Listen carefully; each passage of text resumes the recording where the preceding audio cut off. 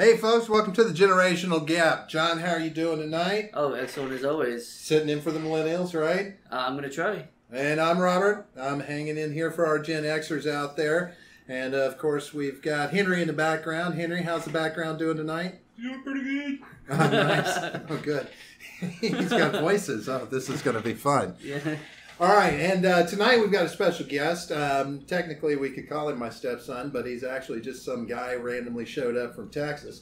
Texas. Tonight we got a special guest. His name is Gavin. Gavin, how are you doing tonight? I am living the dream. But whose dream? I really don't know. Nobody ever said it wasn't a nightmare either. That's true. So Gavin is here. He is also representing the millennial group. For some reason, we can't seem to get any other Gen Xers in here. I guess most of us are dead or not listening because I always seem to be 3-1 with the millennials so far. But Gavin, so tell us a little bit about yourself, if you don't mind, a little who you are, how you was, and what's your label? What do you consider your label? How do we diversify? What is it? Intersectionality. Intersectionality. Yeah. Where do you fit on intersectionality? How do your identities intersect with each other? Yes. How do identities intersect? Well, Yeah. for one, I'm 25. I live in San Antonio, Texas. I have served in the military. I'm a veteran. I was a Chinook mechanic, CH-47, hookers, all the way. That's cool. Yeah. Grew up and raised in Texas, moved all over the place, lived in Germany for 3 years, stationed there. Basically opened up my horizon to basically be more of a backseat guy. I've never been more of an aggressive person. I've always been somebody to kick back and look at the intellectual portions. I don't really consider myself to be Democrat or Republican, more of an independent, just because a lot of the viewpoints I look at are more from a logistical standpoint rather than just whatever the masses decree is enraging. So you say logistical standpoint, does that come from like your military experience, you think? Or did your military experience just like expand that already existed? It definitely expanded my cultural basis. One, because, BFE Texas doesn't give you the greatest slice of the pie to look at in terms of Sure. argument or just decent belief system in general. Yeah, that's fair. Now, when you say you don't, not speaking to the Republican or Democratic point of view, but speaking more to the conservative, liberal swing, from that spectrum, did your military experience, do you think, swing you more towards a conservative mindset? And the reason I ask is because I've experienced, met a lot of different people with military experience, and I find that a lot of them do tend to be more conservative. Where do you think most definitely they are. But me personally, I don't feel that it swayed me any more conservative or liberal based on the things that I saw or interacted with. I mean, it's always up to each person's stimulus and where they fall at. But no, I don't consider myself to be swayed by that. Now, do you think that your time in Germany had anything to do with maintaining however much liberalism you have in your ideology versus never having traveled abroad or living abroad would have done? Well, I mean, it definitely added a lot more things to look at, a lot more things to see. I mean, you can see and listen to anything on media, news, anything out there on the internet, but until you actually go out there and then talk to people and interact with them, and you see these different lifestyles, these different stimulus that create these viewpoints and the things that fight for. It was a very rural community, mostly older folks. And I mean, instead of it being a place where everybody's in a hurry trying to get to places, it was more laid back. Everything was closed at 6 p.m. People actually went out and explored the great outdoors. There were walking trails in and around every single town in the area. Public transportation was readily available. And, I mean, the infrastructure was well established. So I would say that, overall as a whole, it broadened my horizons on what to pay attention to and what to focus on. So would you say that Germany as a whole maybe this isn't the best way to put it, but as a country, have their shit a little more together than we do here in America? I mean, country-wise, infrastructure-wise, slightly yes. I mean, every place has its own difficulties, its own disadvantages, but as far as the cultural approach to the viewpoint of a country by far. Most definitely by far. I mean, people there were active and engaged in their political meetings, their town hall meetings, their community groups. Gotcha. Yes. There was a lot of strength in that. People were extremely willing and ready to be involved. It was never anything that was, just neglected, like, nah, that's not my problem, I'll leave that be. If you did something stupid, they would call you out, and everybody would, pitchforks and torches, the stupid American is here. Gotcha. So, something that I heard, and maybe you can verify this, is that bringing up World War II, and especially the Holocaust, is something that they feel extremely frowned upon. Yeah. Extremely frowned upon. I mean, yeah, obviously it would be, but I'm saying I heard that they're very, there's a concept of white guilt in this country. I think what I've heard is that there's a concept of, national guilt. War guilt? Yeah. But if you look at it from what I would think to be, an older generation's approach, instead of embracing it and looking at it and go, well, we fucked up, guys, it was like, no, that's past. You don't talk about that here. And that's probably, now, is that a lot to do with, like you said, the area that you were in dealing with the older generations, right? Right. Yeah. Whereas, so in the cities, in the bigger cities, which I'm assuming that you traveled to a few while you were there in that 3 years, it's a much more liberal and open mindset that's a little more deep thinking and a little more critical thinking of their actions, their past, their present, their future, right? Most definitely. Okay, good. Well, thank you for answering that. It helps everyone get to know you a little bit better. So moving again on with the show. So we're going to talk about a few things tonight. We're going to touch a little bit on one of the sadder moments in our postmodern history, I believe, that's going to have some impact on folks for quite a while. I wonder. I don't know. I'll have to let John speak to this one whenever we get to it. But we're going to talk a little bit about the Toys R Us finally closing the last of its stores, and then we're gonna be going a. Henry, if you can, tab over for a second. We're going to be talking a little bit, also moving into talking about Red Hen. We've had a lot going on over the last couple of weeks with the Red Hen restaurants. Sarah Sanders, Huckabee, and Mr. Trump getting involved in this and what's been going on around the country with that. Then we're going to talk a little bit about Maxine Waters. I think she kind of ties in hand with this. John, wouldn't you say? She's yeah. She's been a fireball with this that I don't think many of us really agree with. Then after that, we want to talk a little bit about the situation with the Supreme Court, what could be going on there, and what issues might come from a second nomination by our illustrious president to the Supreme Court. And then finally, we're going to touch a little bit on the culture war. We're going to take a look at some happenings that have been happening, that are dealing with our vision of hate crimes and what really qualifies, and what our SJWs are out there trying to make really difficult to say in this country and do in this country. So let's get to the first sad bit of business. John, I'll let you speak to this a little bit because. As we said off mic earlier, you've got a little more experience in this one than I do, so go ahead. Yeah, Toys R Us was a big part of my childhood. I bought my first N64. I guess my parents bought my first N64 from there. A bunch of the games that I had came from there. I had this big toy aircraft carrier that I had a lot of fun with. You could open it up and put your planes and stuff in there.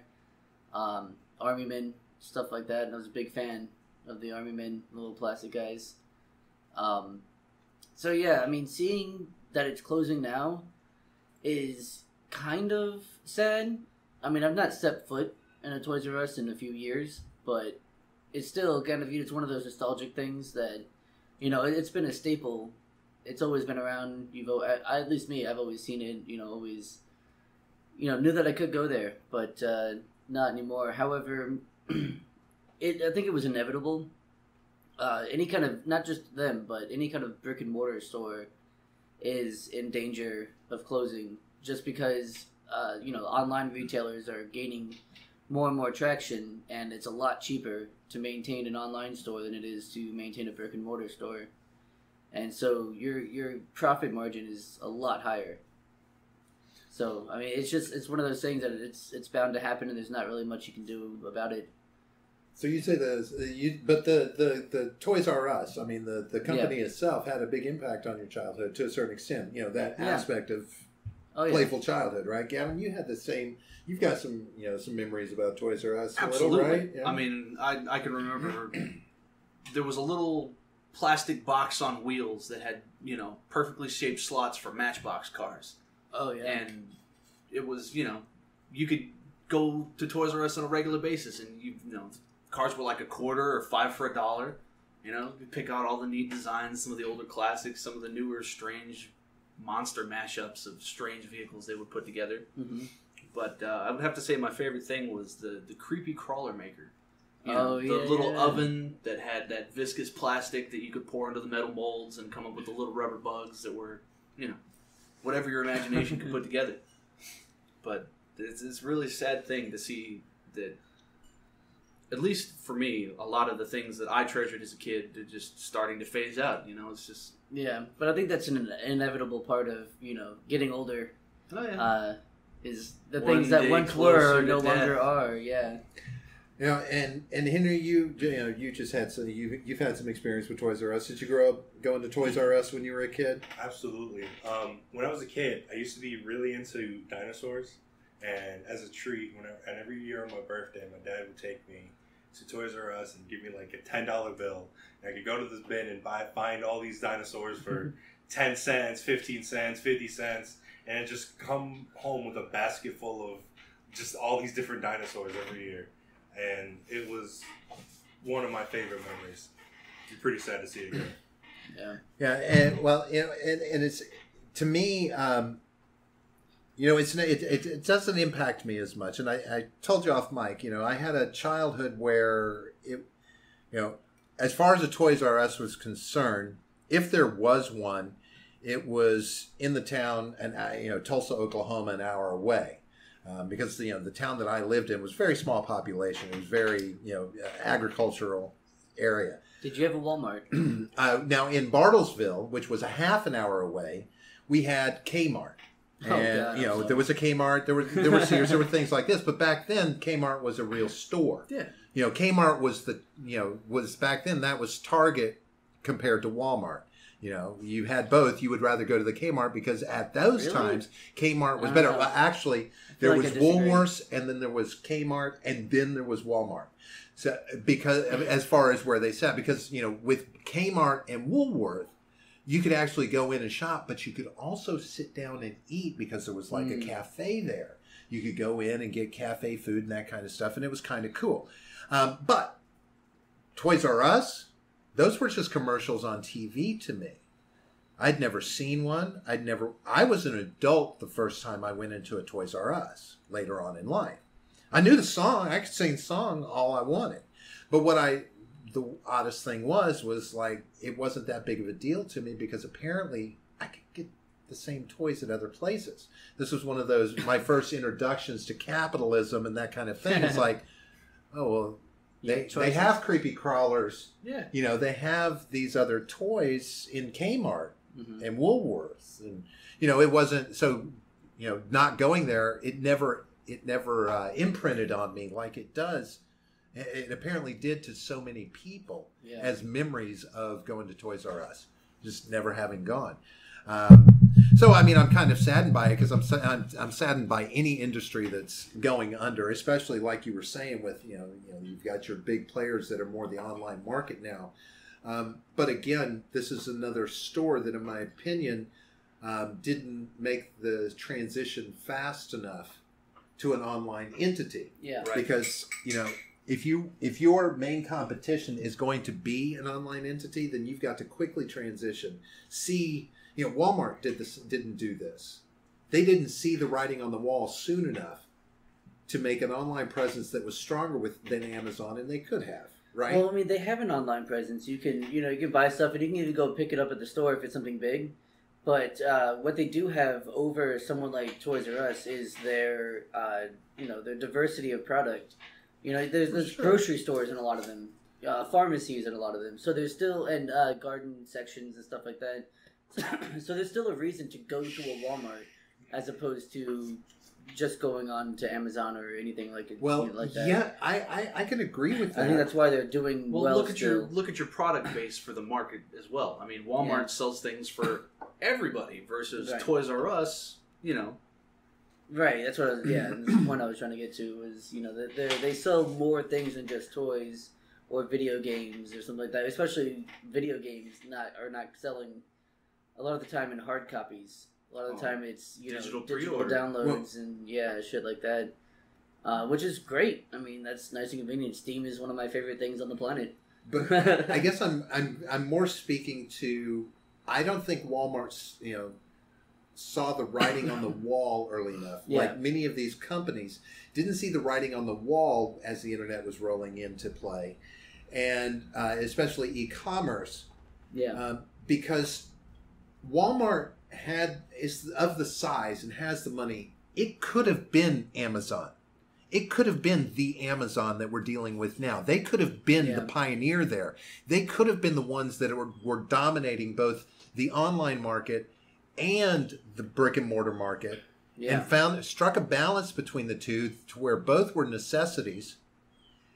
Yet now they have to compete against Amazon and are easily in position to be overshadowed by Amazon completely, to where they become irrelevant enough that they actually, I think, need to stop focusing on online and focus on building a better environment in their brick and mortar stores, or they may eventually go the way of a Toys R Us. And all of these other Sears and Kmart gone. Those were staples from my childhood. I remember you Sears, went and got Craftsman tools at Sears. Your appliances came from Sears. You weren't, that was your thing, right? And now they're going under because But now Sears was a little bit smart. I found because what they did, they have started selling their product through Amazon. Yeah. Which is such a smart move. Well, it's so much cheaper, right, than having a brick and mortar store and paying a ton of employees. You have a few employees. You have a few, maybe a warehouse somewhere that has a bunch of shit. Centers. Yeah, and sell through Amazon. You don't have as much overhead. If Walmart was smart, they would minimize their online, just freeze it where it's at, kind of back it down to a very functional place for what its purpose is. Create a subsidiary company that they route all of their extra product through, or a sampling of their product, whatever, and sell it third party through Amazon and capitalize on that market with their product. And then allow the rest of it to focus on the brick and mortar stores. Yeah. Because people still need the brick and mortar stores at this point. And they rely on those. Too. You need to be right. Well, until Amazon perfects drone delivery, and then it's all over. Well, yes, and no. Speaking of that, you've still got. Speaking of that, they started building the honeycomb skyscraper in Seattle, and what happened was Seattle decided to put a head tax on companies there in Seattle, which would basically per employee you pay a tax. And so what Amazon did was stop building it. They immediately stopped building it. And then as soon as that happened, they repealed that. They repealed the head tax because they were going to lose Amazon. That's power. Well, that's the free market deciding I don't want to be here because we're going to spend too much money, so we're going to go elsewhere. But and they're like, whoa, wait. Right. Don't do that. But Hang on. Right. You pretty much run our economy. Hang on. The power of the money spoke.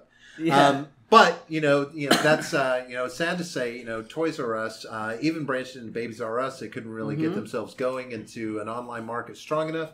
And yes, they have gone under, and it is sad to see, and sad to say that we won't be able to go to those stores anymore. I remember taking my kids. I have one last story before. No, we don't have time for stories. Yeah, before we move on, it's a local business somewhere around here. I'm not going to say the town, but there's like a scratch and dent appliance store. Gotcha. And I appreciated this because they had on their those little signs that are out on the side of the street that tell you what store is there. And they put like little things like McDonald's will put, oh, try our whatever the fuck, and it'll be on the sign. So they had one of these signs, and it had these letters, and so it spelled out, all of our appliances are gluten free. I thought that was pretty funny. I thought it was a good marketing technique. Right? Yeah. I think churches should do that. If they put Jesus is gluten free, maybe more people would come But to the service. is the Eucharist, if you're Catholic, is the Eucharist gluten free? I'm not sure. Well, I didn't say the Catholics. Catholics don't use reader boards. They rely on the power of the papacy. All right. They definitely use reader boards. Speaking of relying on the power, how long ago has this been that Sarah Sanders Huckabee asked to leave the Red Hen restaurant because she was a member of Trump's organization. She works for Donald Trump. So that was bad news, and this was another business exercising its right to not do business with somebody in the free market. Is that right?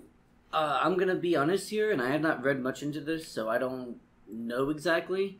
Mm-hmm. Was it the business owners who didn't want to serve her, or was it like did people come in and interrupt and stop? No. That was somebody else, I think. The business apparently, from what I understand, the business owner had asked her to leave because she worked for President Trump. Okay. But she's also intimated that the business owner made threats to her, whatever, this kind of thing. Well, I don't know about the threats, but yeah, I mean, I support it. Right. As I said in the previous episode, can't remember which one. We've done so many that obviously I'm for the freedom of association. If someone doesn't want to serve you, they shouldn't have to.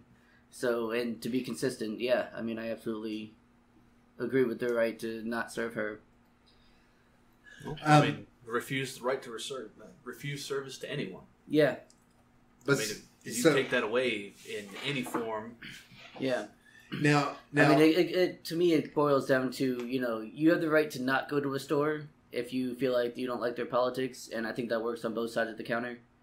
If they don't like you when you come in, they don't have to serve you. I mean, it's just the same thing with Chick-fil-A. Once they were against gay rights and gay activism because, they're a good Christian home chain. Right. I mean, and how many gays stopped going to Chick-fil-A for that? Absolutely. I mean, so I think it should be the same thing. Now, obviously, they do serve and hire gays, but I'm just saying if they chose not to, I support and see, that's that was one of those things that was just an opinion that was just how it wasn't like they were saying you can't eat at our restaurants because you're gay.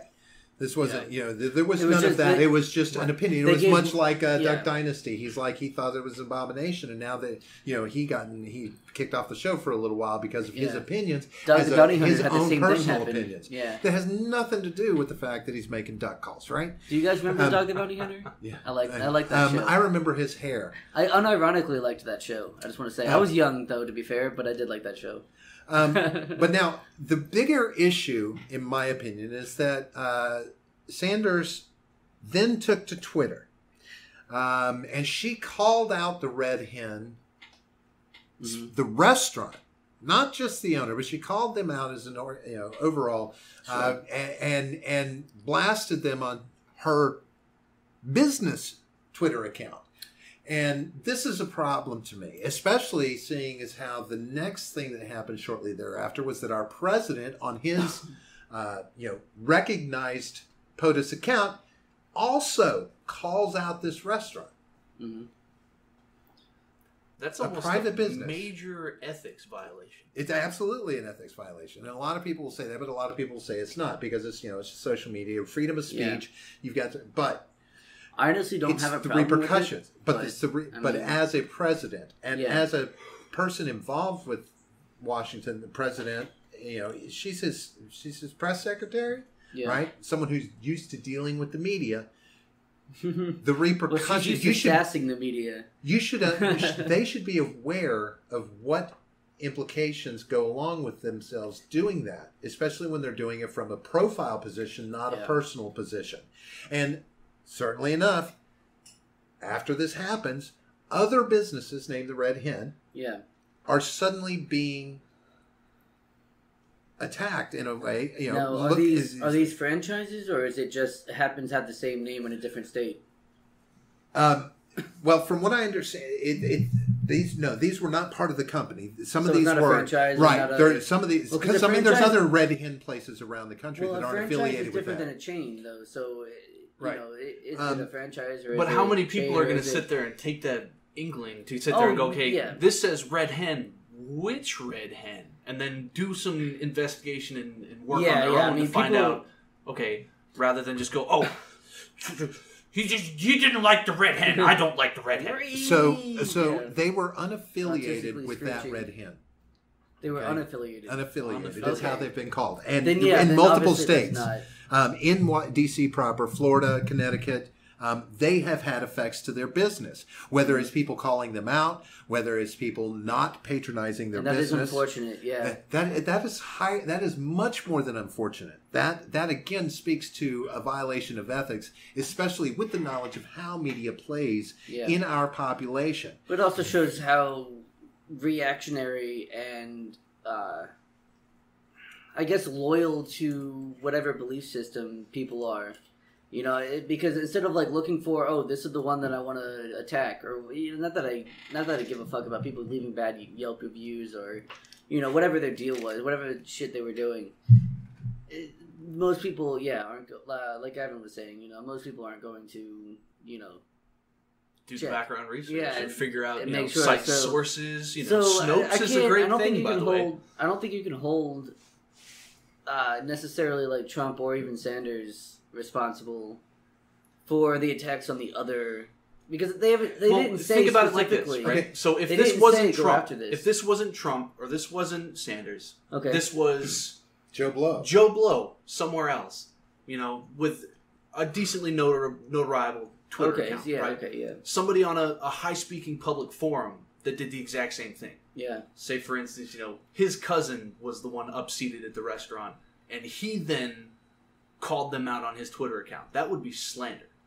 He would be crucified in a half for calling out. Well, I mean, there will be a lot of people who supported it. It just depends, again, on what side of the ideological coin you sit on. But if you look at how sue-happy America is right now, somebody would be. America's looking at always victim been role. sue happy. Ever since we found out we could sue people, we've been doing it. So I don't think that's something new. But Here, let me interject if I might, because I think the crux of this comes to audience. Right. So your example, Gavin, is understandable, but this person does not have anywhere near the size of the audience as the man But who we're still speaks talking to about- the entire country at once.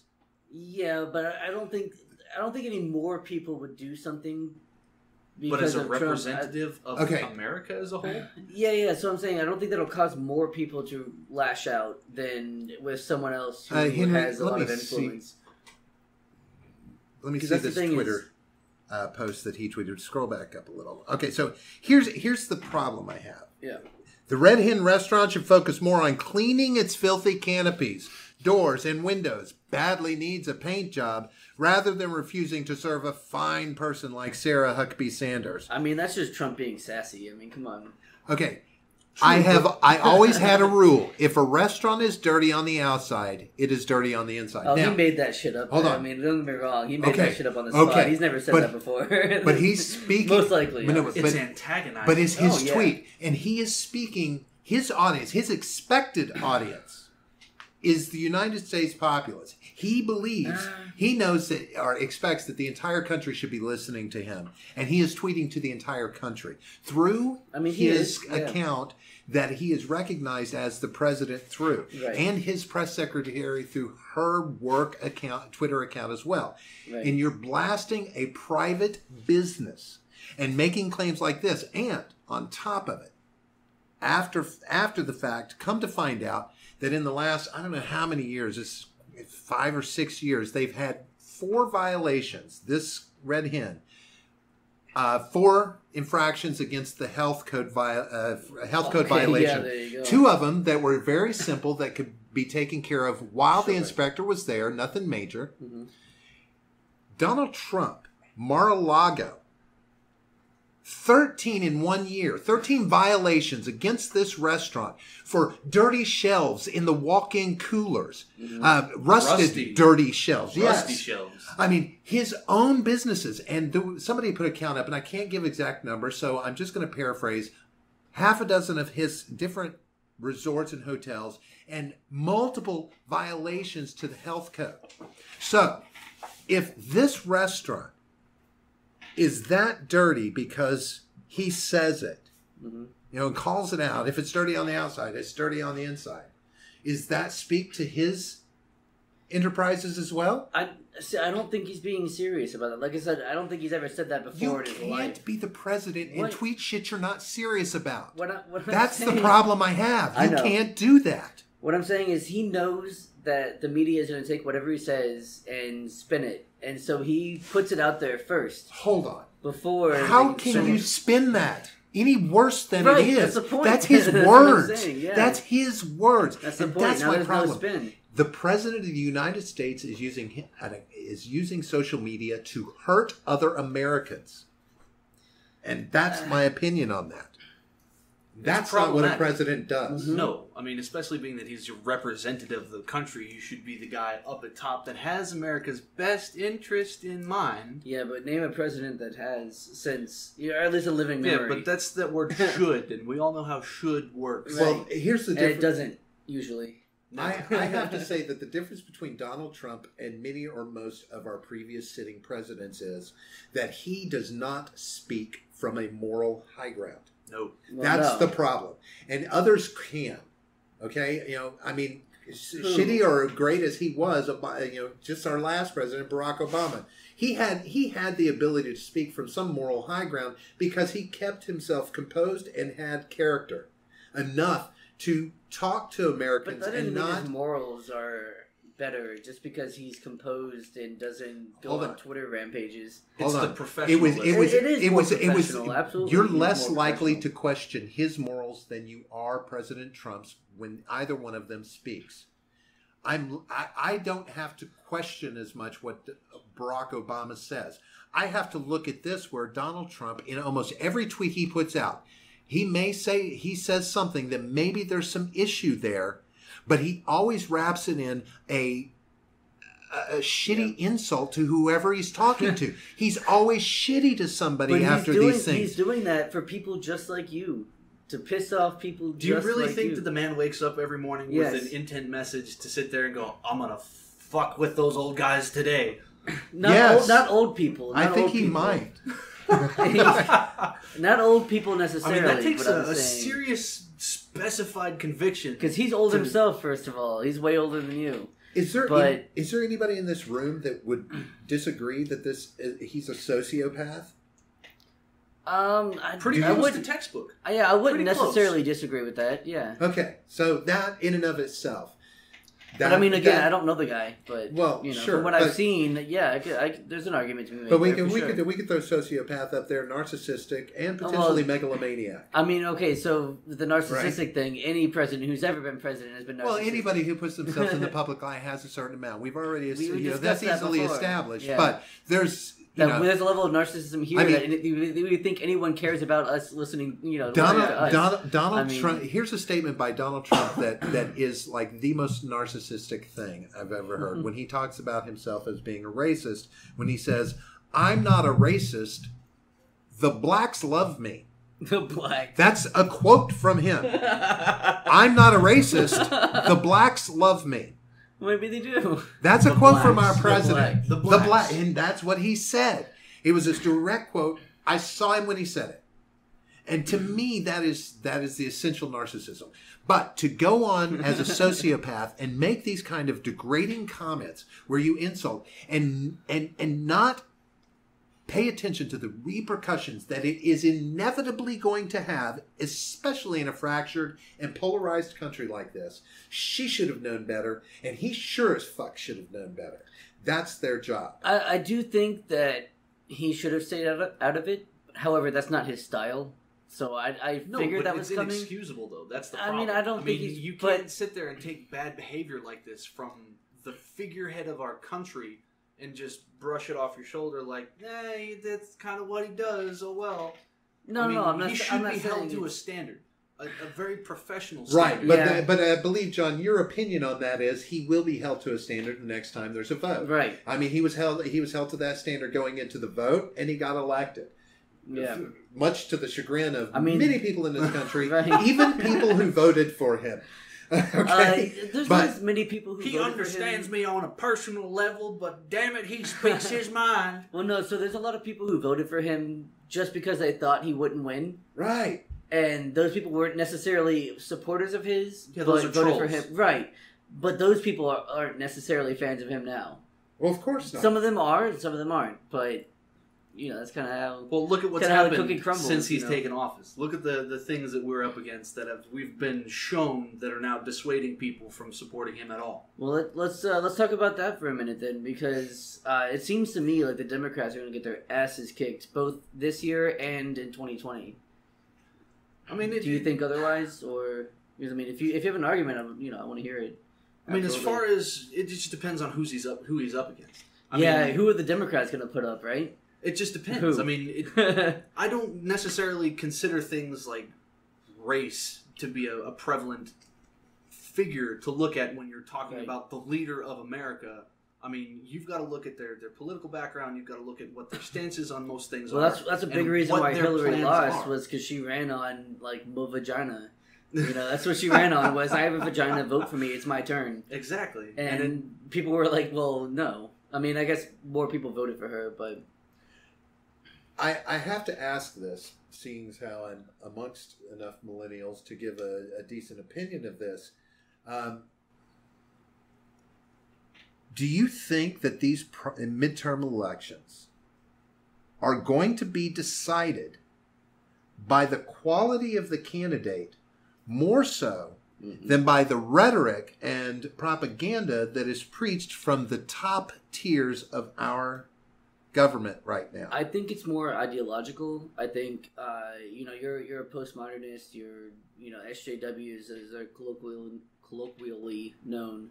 I think they're going to vote Democrat only because they have no better option, and the Democrats are going to pander to them, obviously, as they've done in the past. So I think people pretty much know what side they're going to vote for without knowing the people that are running and without knowing.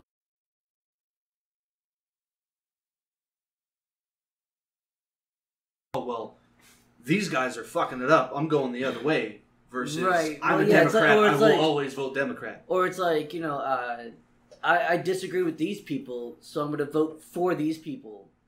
So it's more about voting against someone than voting for someone, I think, is what's going to happen. Okay. And I think that's kind of what happened in the last election as well. You were voting against someone rather than voting for someone.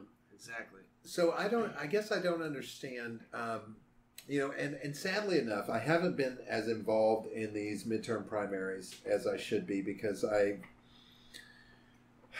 guess I'm kind of playing that spectator view of it to see how much of it is swung by the voices, the media blasts, all of this, the rhetoric. Mm-hmm. As opposed to the candidates. I'll probably start looking at the candidates in another month or two because I just need a cursory understanding of them and their value propositions, etc. I need to know, that Yeah. to weigh it against what's being said. But my question ultimately is, if we are in a country where we have such a negative opinion of what the Republican Party has to offer, especially from the top down, literally. How is it that it is not a strategic move to get as many Republicans out of office and put Democrats in office to keep us on an even keel for the next 2 years till we can get this son of a bitch out of office? That's what I don't understand, how it's not a strategic play by the populace of our country to get this fucker out of office and stall him as much as we can. So whether you like him or not, he's been able to get, and whether you like what he's done or not, he's been able to accomplish a lot in the year and a half, 2 years, just about 2 years. No, a year and a half or so, and that speaks to obviously him having the Congress mostly on his side, and so I think replacing the Congress with Democrats majority would just stifle anything, whether it's good or not, from happening. Okay. So it would stifle good things from happening as well, just like what happened with the Obama administration. If you're referencing like the furloughs and the tax breaks, people shutting down the government until somebody decided on a budget plan. Right. Okay, so here's what I'm going to say to that, John. Which I think is a good thing. Anytime the government's not doing something, it's a good thing. Yeah, soldiers aren't getting paid. That's the scary part. Well, no, weren't they, though? And they had... they maintained the pay, but it was... They had like 2 months. It was on ice for a little bit where it was coming up to where, they're like, well, you might not get paid. Nobody really knows. Yeah, but I mean, they had it planned out for like, I think 2 months, and they weren't going to last that long. They weren't going to shut it down for that long. So, I mean, it wasn't really in danger, but that was obviously the story being told was... Well, of course, because he wanted to come in and save the day. Yeah. So, but John, I will agree with you that, and I've told you this off mic. Mm-hmm. I have to agree that there are potentially positive things that he's done. I'm not saying that he hasn't done anything good. However, I am going to say that some of the things that looked good at first are starting to come back to roost. There are a lot of people out there that are kind of going, sure wish I had my Obamacare back. There are people out there going, this tax break didn't really do that. Gavin, how's that tax break? How's that tax break? The tax break doesn't start until next year. No, it went into effect immediately. He even said it. Look, it did. He did. He said this will go into effect. $7. I mean, I got $2. To be fair, so. Right, I got $7. That was it going into play immediately. I don't know. I don't think that's how it works.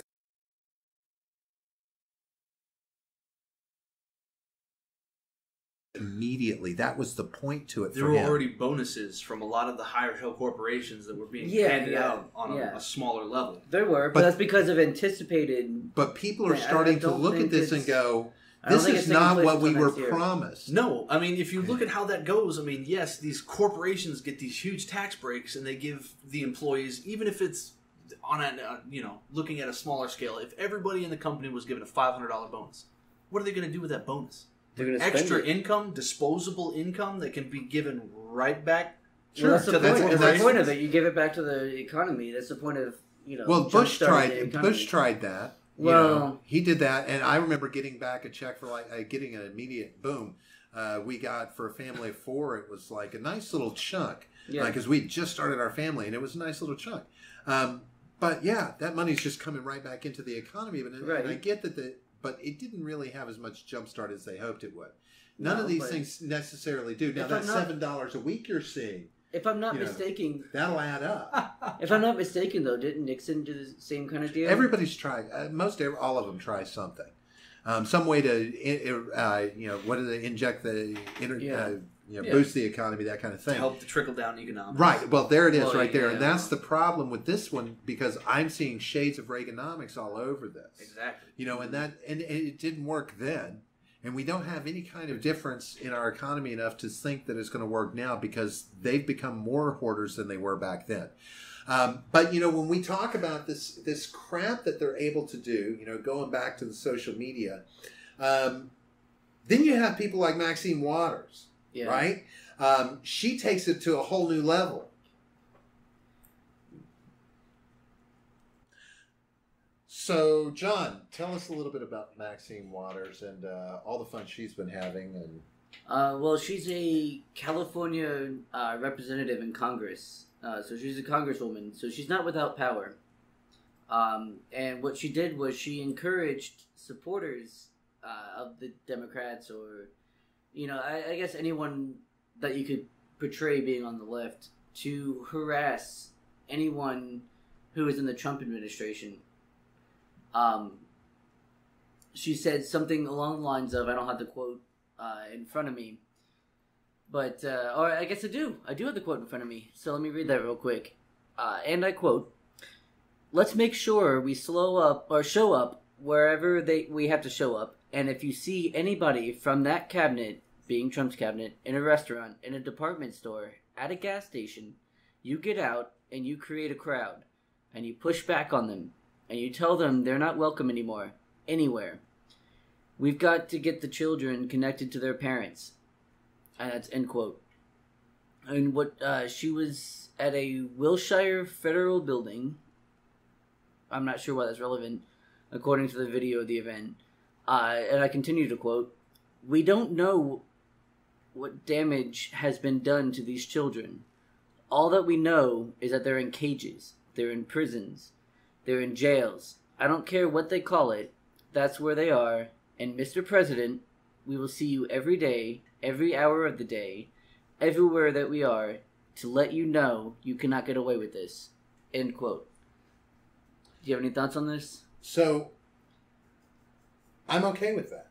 You're okay with that? I'm okay with what she's saying. Because what she's saying is she's speaking to the immigration issue we've been having these last couple of weeks. That's what the children she's talking about. Yeah. And she's talking about, get out there. If you see people in the Trump administration, you get in their face and you say, we're not happy about this. This is wrong. You draw public opinion. You draw a crowd.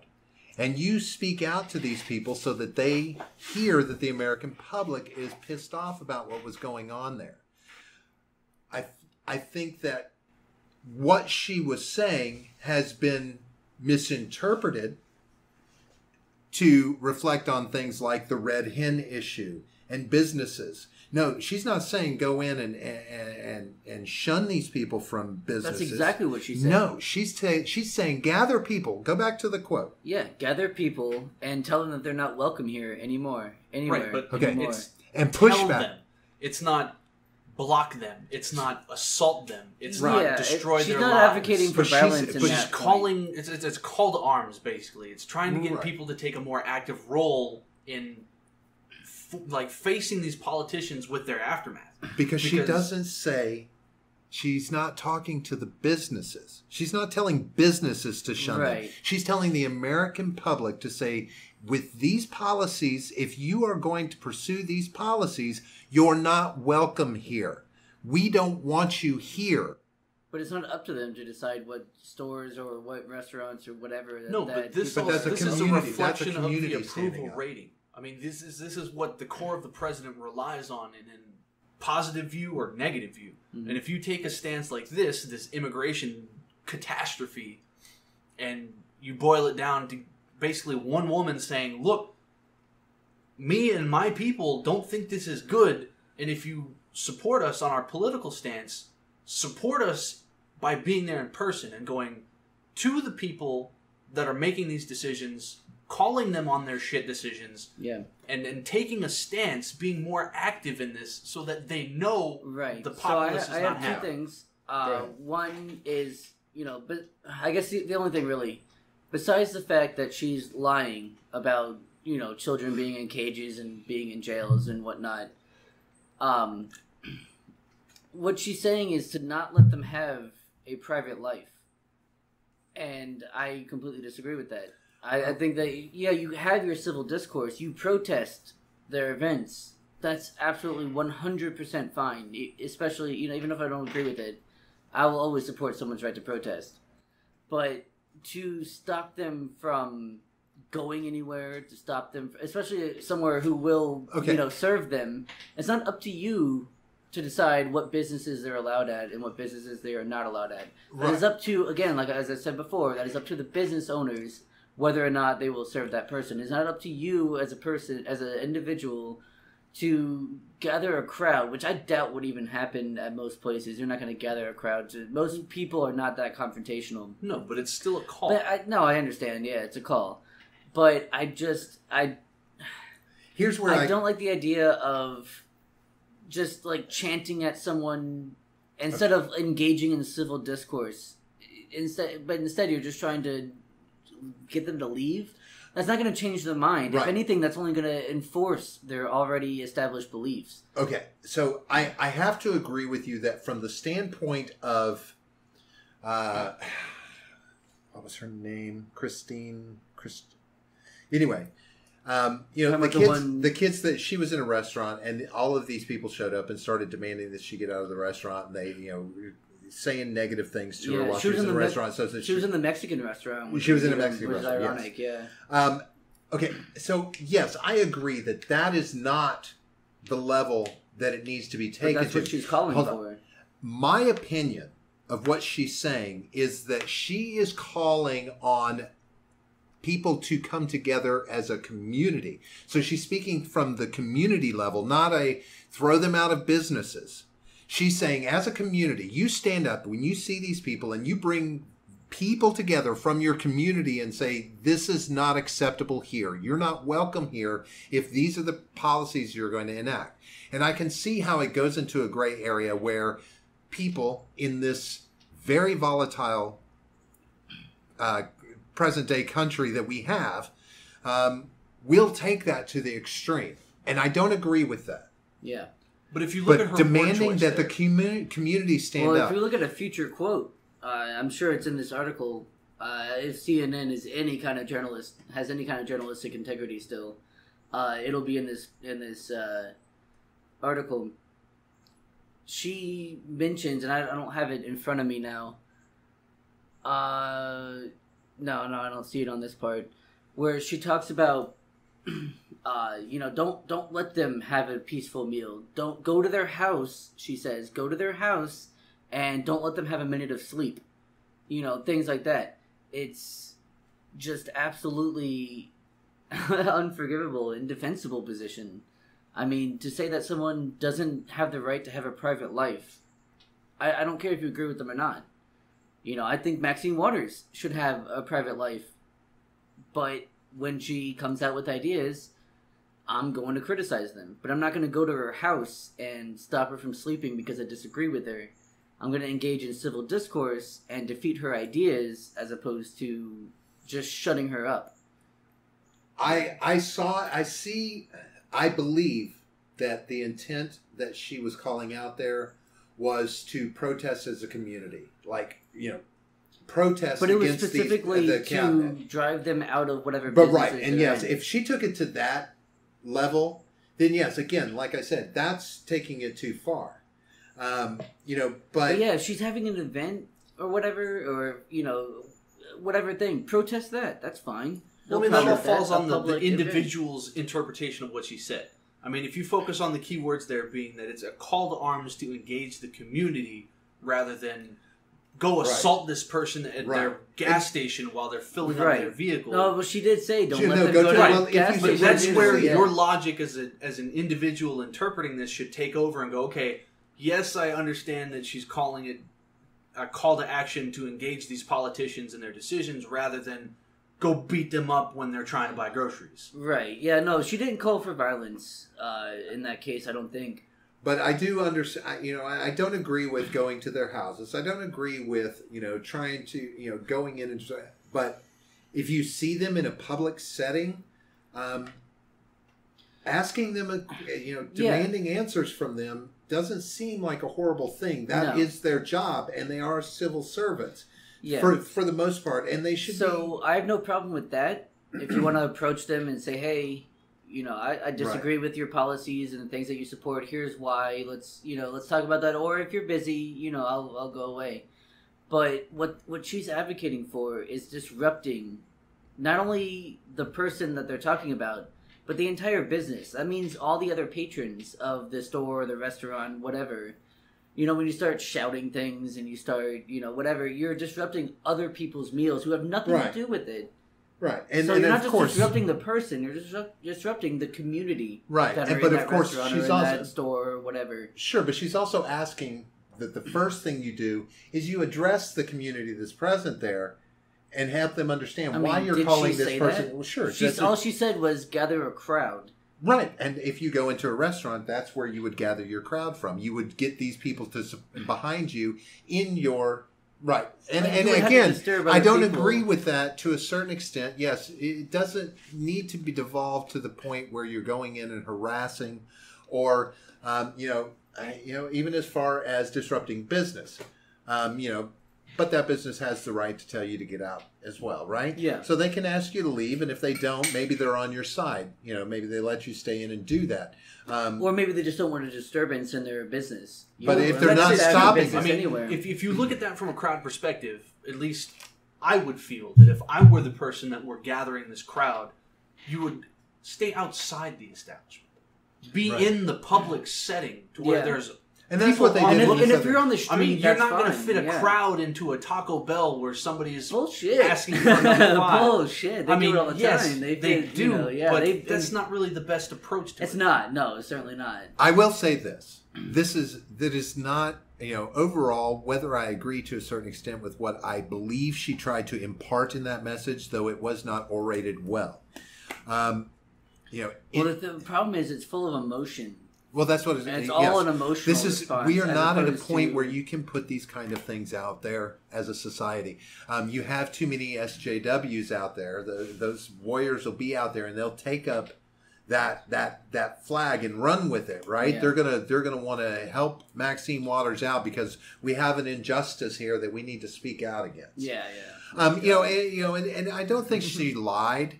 When she says that these children were in cages and they're in prisons. An internment camp, I don't care what you call it, it's no different than a prison. It's someplace where those children have to be and they can't leave. Well, no, see, and she was using the more metaphorical, they're in cages, they're in prisons. These are places they can't go away from and they don't have their parents. That's a prison. That's cages for children. So by your logic, then a boarding school is a prison.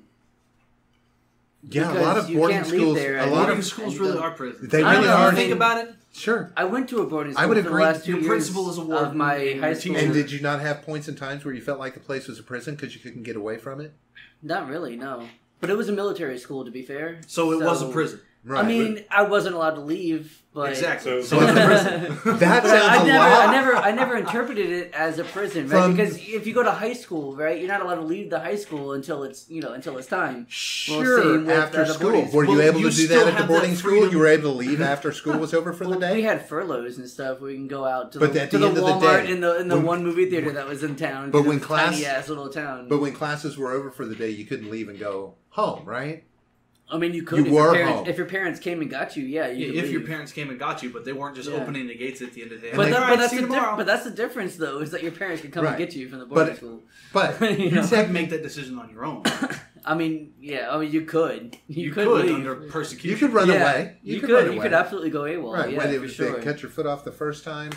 No. They go with your left hand first, and then next time it's like, all right, well now we got to take a foot because you've done this twice. Right. But, I said, but the way you describe boarding school from past experience, it sounds a lot like a prison, much like the military. So I don't know. But see, the difference is it's a choice to go into. I think it all to being forced all into volunteer. Yeah, I do better than conscription. You got to admit.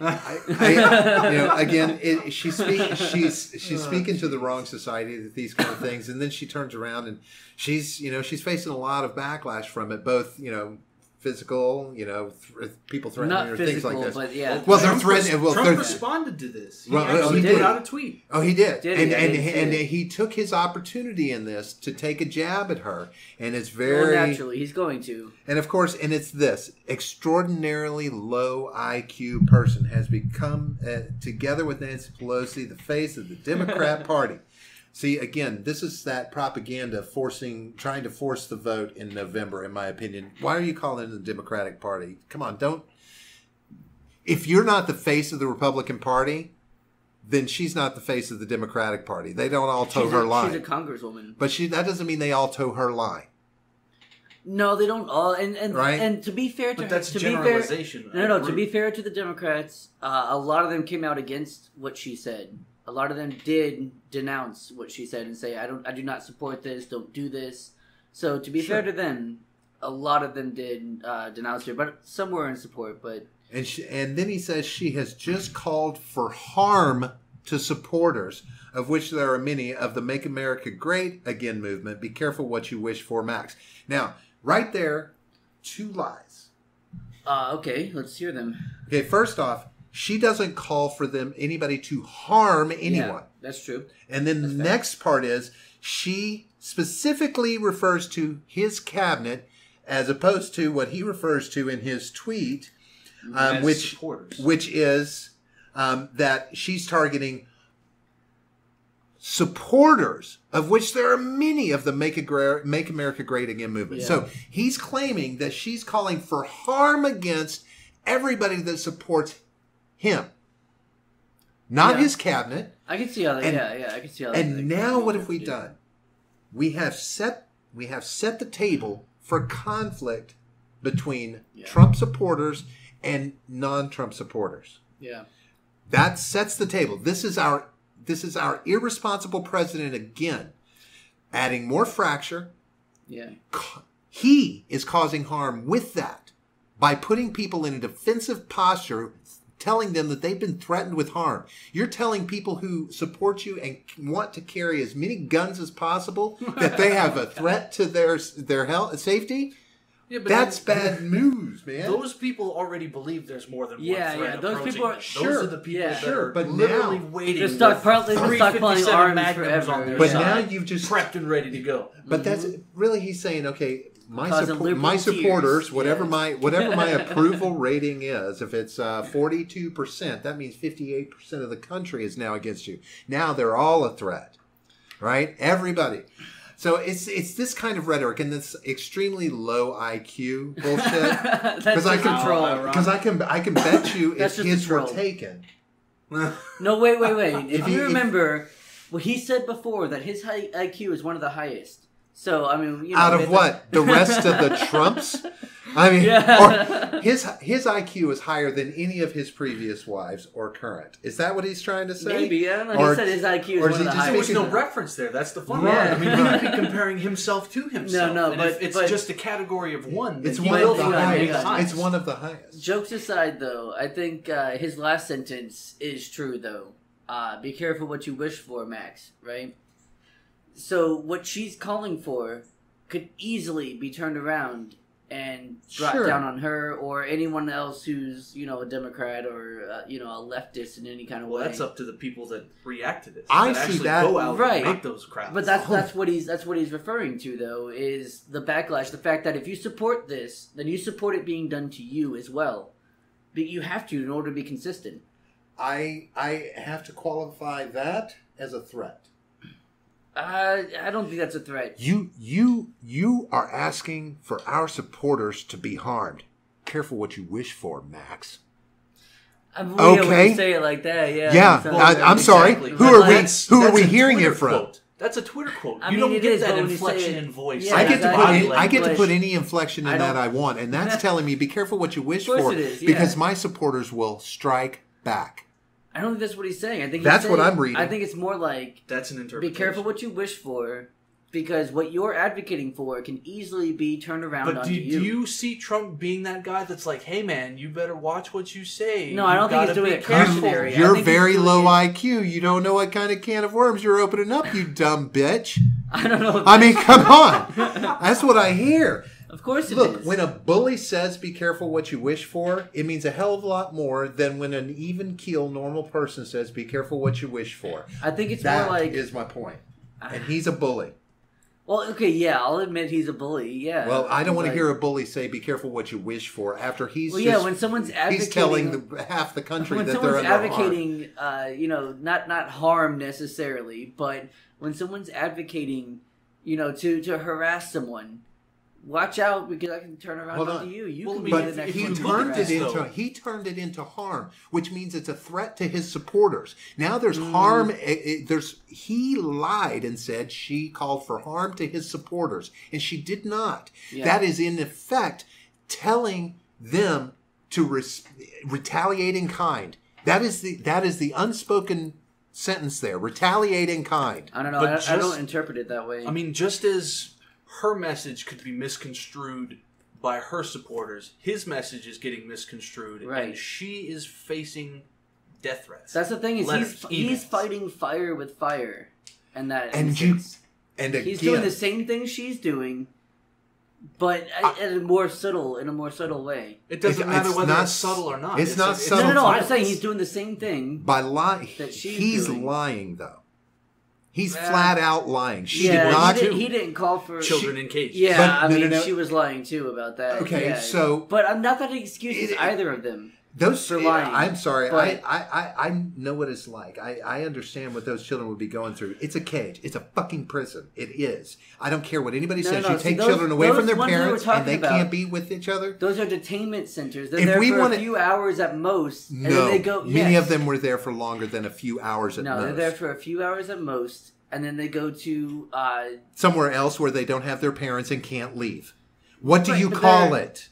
No, they go to places that look more like boarding schools. Transit detention camps. Oh, okay. So if we put pretty pictures on the wall, but still tell them they can't go anywhere, and they're just as good as criminals. You have John, two, like a 10 and 11-year-old, right? Because, you tell them they can go up to the corner store. See, and this is by themselves without you. No, they're in a prison then, aren't they? Yes, they can. No, they can't. I will let my children go to the store. I have let them walk outside of the home on their own. Okay, this is the point to letting your children get some independence. These children are being kept in a place where they cannot leave. They have no choice, and they have no parents, and they are seen as no more than the criminals their parents are until bullshit. How are they going to be allowed into the country? No, they're going to be shipped back just like their parents are. Usually, what happens in these cases are they already have family that are in the United States who are either citizens or have green cards, and but we don't want new immigrants from there. Remember, we're not trying to get these kids to go on through. That's not the case at all. It's till their parents are done with their process, which he's now said no due process, and they will send those children back to Mexico. He doesn't want new Mexicans in here. He's not going.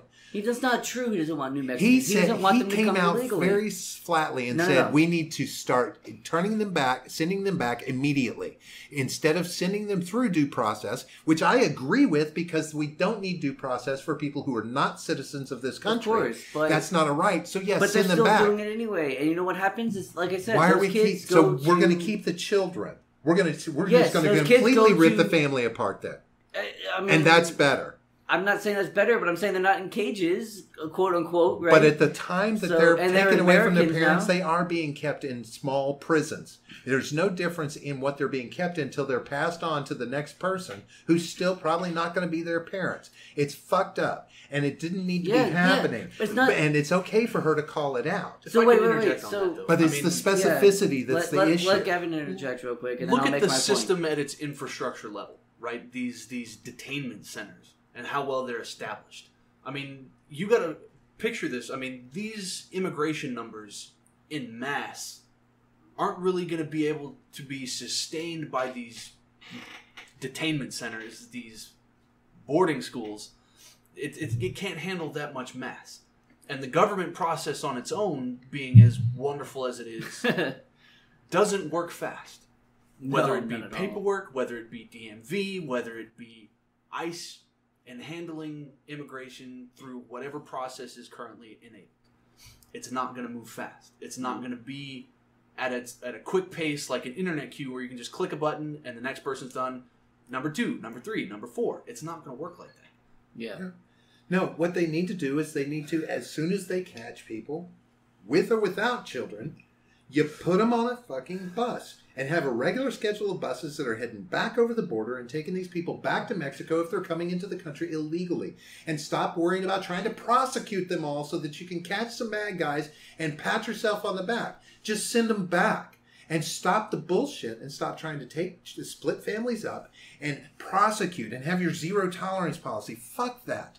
These people are trying to get someplace better for whatever reasons. Some for amnesty, whatever, they're not following the process. Some for nefarious purposes. Some for whatever. Some are just looking to get a job. Send them all back if they're not allowed to be here. Quit wasting our money on trying to do some legal process to prosecute people who are not going to have the money to pay for any kind of penalties anyway, and we don't want to support from a prison standpoint. Do you know what most Mexican immigrants come into the States for? Absolutely, I do. What's that? They work for money to send back to Mexico. Exactly right. That's what I said. But most of them do not bring their kids with them. They leave them in Mexico and they send them money back so they can keep their costs of the U.S. minimum and send most of the bulk of the money back to Mexico. So anyone who's bringing kids in, you automatically have to not necessarily assume, but at least have the suspicion of foul play. of and something they need to going go back on. to Mexico to find But that's their all it parents. is. It's a suspicion. There's no concrete proof Right, that which they're is all why criminals. which is There's why no they sit concrete which is proof why that they they're sit all in here detainment centers to be invasive. for a Why certain aren't amount they of ju- time to figure out. First of all, are these really your parents? First of all, and secondly, you know, do they have a criminal record in either Mexico or the U.S.? Right, but that all takes it logistical takes a long time. logistical They work Right. and money. And money, yeah. Who cares?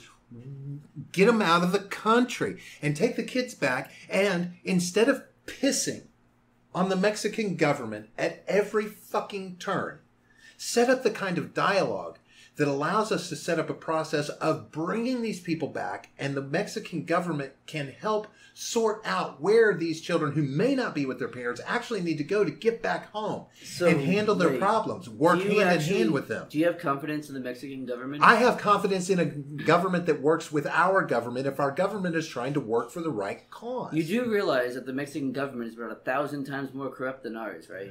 And ours is extremely corrupt, don't get me wrong. Right, but you realize that irrelevant they're to But did whether I the say do government it is on their own? But irrelevant to whether it's so we're corrupt. not going to cry about the children when they're being sex trafficked in Mexico, but when they're coming over here, No, they're being John, we've got held enough and kids being sex detained. trafficked here. We don't need to worry about that. Yeah, and a lot Send of the them ones who are back to being, their country. a lot Let of people who are being sex trafficked in the U.S. come from Mexico. Okay, Right, a lot of but them are why- white the too, point is and black, why is and this our Of course Hispanic. they are. Of course But they are. And that's it's- always a problem. And Okay, so we need to part of the focus. way to do that is to make No, sure we that need these to- are actually your parents. You know my And opinion if on they're this, not- John. Shut the fucking borders, and then we don't have to worry about it. And we can handle our own shit. So what you're saying is build the wall. No, shut the borders. That's what I hear from you is build No, the wall. I Now, hear shut the there's borders. 9 million different ways to ensure Yeah, I border know, I know. security other than a deficit tripling wall. I'm okay? just Right. being a cheeky bastard. I Of don't know. course. But you know my opinion on this. We need to shut the borders, and we need to address our own immigration issues, and focus on our own problems until we have a handle on it enough that we can actually start letting immigrants come in a process that gets them done quickly and properly through the right channels that's not stagnated for decades. Now, See, if the you thing think is- about this, right? If these 9 embassies that are already established in Mexico, Thank you. I was just about to bring if that you up. make it a dead set race, it's like, all right, whoever makes it to the embassy first will automatically start applying paperwork. That's Get them awesome. focused on something other than the border so that they're like, okay, to hell with trying to run into this dead wall process where the children are going to be separated from their parents and everybody's going to be thrown in cages like wild animals. Yeah. Get them to the places where they can be handled adequately. Not at the border where they're just standing in line queues, Right. sweating their ass off. Right. Yeah, I mean, no, I think that because we do have you've gotta ways focus to come on into this this too, country is that through it's- asylum, But seeking but- asylum. Oh, great. Some of them do, but there's a Well, okay, process. that's there, but yes, there is a process. And if they follow it, But then it's- that's fine. Yeah, of course that's fine. And I don't agree with these people sitting around saying, "Oh, a lot of these immigrants are seeking asylum." If they were, they would have been going through a process, and we wouldn't be questioning whether or Yeah. not they're illegal immigrants. That's But irrelevant propaganda. to That's bullshit. whatever their reason is, they are non-U.S. citizens. Yeah. They are people from outside America trying to come into America, and we are devoting our time, our attention, our focus, our media availability, and taxpayers' money to solving the crisis from somewhere else. All of this money, personally, I feel is being wasted on all of these processes that are going nowhere. They're going in circles, and it's just irritating people and giving them reason to scream and cry on social media. And I have to Yeah. say that I think a reduced amount of money can be used with the proper diplomacy and negotiations with Mexico. That within the Mexican borders, part of that money that we're spending now could in turn be used to help the Mexicans put infrastructure in place to help them, and through our embassies and themselves, sift through these refugees that we take immediately back and handle it within their borders.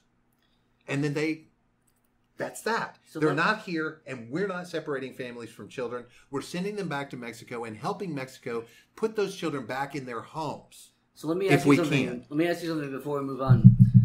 How do you feel about the U.S. and just invading and annexing Mexico and then just fixing their shit from our Why? standpoint? Why would we ever try? See, this is the whole problem with America as a whole. We are too fucking involved in the rest of the world's politics. No, fuck that. We We need keep- to Now, annex Mexico. I honestly think that we need to take a Puerto Rico stance with Mexico. Exactly. We need to make them a vassal state like we did, a territory, whatever you want to call it, of ours. And then we would have fewer of these problems, and it would make the work situation much easier. Remember, off mic, we had a discussion in which I said that if we set up a work program that specifically focused on Mexicans that wanted to come up over the border and work, to where it was documented, and then they were also documented in the system through one simple little paperwork done at the job. That would require joint cooperation between America and Mexico. Again, it goes back to if we had a fucking president that could get his head out of his ass and have joint cooperation with anybody in the world besides despots. Yeah, Obama but that's on the side note. With that too. So, and then of course, it doesn't really matter because, we look at the red hen issue and then we look at Maxine Waters and we talk about, the fair market, and we got on this when we did the free market. Excuse me, fair market, free market. Invisible hand. Free and fair should go hand in hand, though, right? Interchangeable in that. Fair? No, not necessarily. A free market is a fair market because it's fair to everybody. Fair, You can do business as you want. That's fair to everyone, right? Yeah, but it's called the free market. Try not to get too semantics on this. No, I love it when you do it. The semantics are important to SJWs, people not to people who understand what's being said. People have a different idea of what fair is. But it's but that's the problem. Semantics fracture. Semantics are the tool by which this country fractures, I think. But anyway, things like this, when we had the baker in Colorado that didn't want to do the cake, and he goes to the Supreme Court. Well, now we've got, we've got the opportunity now, as Anthony Kennedy is going to be stepping down from the Supreme Court, that we're now going to be seeing maybe some upheaval with things from the Supreme Court when Mr. Trump himself gets to appoint his second nominee for the Supreme Court. Can you name the other one? Go. I have not. What? The other one that he appointed. Not off the top of your head. All right. See? Move on. Neither one of us can. Do you know? I did. John Roberts. John Roberts? Ooh. Does that sound... Oh, it you're says cheating. It right there. I looked at the article in front of me. Damn HoloLens glasses. He's got HoloLenses on, I think. Nikons, actually. Nikons. That's funny. Hey, no product Are they really? No That's funny. Nikons. I didn't know they made glasses. Anyway. So of course, the very first fear that has popped up from all of this is that he's gonna set the stage for turning over a lot of things. Roe versus Wade is the very first thing that everybody has started talking about. Is now going to be on the chopping block right away. That's going to be one of their first agendas, is to get that overturned. Now, I don't know if that's true or not, but let's talk about that as if it were 100% true. Like I said, I don't know. If it is, it is. If it's not, it's not. But what do you think about the fact that if Roe versus Wade is overturned, it would end up going to the states to decide? Well, you would have to look at the support of the Supreme Court on its own. I mean, the Supreme Court is supposed to be an unbiased problem solver, the mediator between. Well, they're supposed to interpret the Constitution and decide which laws are constitutional and which ones are not. Exactly. Right, but based off of the tenets set by the Constitution, right? Yeah. not personal opinion, because I don't believe the Constitution calls for any kind of personal opinion. Absolutely not. In any kind of judgment or lawmaking, etc. It's not about personal opinion; it's more about interpretation, which is, of course, a personal opinion. Okay, I'm sorry. I should say political opinion. Yeah. Your political leanings, your religious leanings. Correct. Yeah. These things should not factor in. Yeah. Now, I mean, especially because all of these guys, as far as I know, were they worked their way up through like the judiciary system. Being judges and lawyers to begin with, and then judges as they got older and further through their career, and then eventually, obviously, appointed to the Supreme Court. So they should know the law, and especially constitutional law. And they should go off of that, obviously, as opposed to whatever their personal, opinions are. But the thing is about humans, it's very difficult to completely get rid of bias. Right. So I think it's inevitable that, Not that I like it, but I think it's inevitable that they're. Well, I mean, their bias is going to be that's what this involved, is going to but- require. You're going to have to find somebody who is able to look away from that bias. Yeah. Somebody who's going to be proper for this position. I honestly that's- don't think well- anyone can well- do that 100%, though. I don't No, think they're not going to be able to I do it don't think 100%. anyone can. Nobody's perfect. That's Nobody's going to impossible, be able yeah. to appease and please everybody at every turn. Well, no. Well, what I mean is, I don't think anyone's going to be able to remove their bias 100%. That's why it's a council. Right. Yeah, of course. That's why you. Yeah. Well, I think there's two inherent flaws with the Supreme Court as it stands today.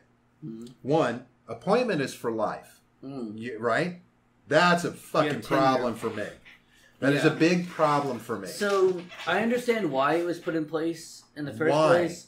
Why, Well, when every other political position in our country is terms for most of them, they're you can be there's reelected, term and there might limits or not be, and reelected. there might not right. be term limits, right? Right. So why are these people not in? Why are these people allowed to be put in place the way they are and for as So long? the deal is exactly what we're talking about, right? With the at least possibility of Roe versus Wade being overturned.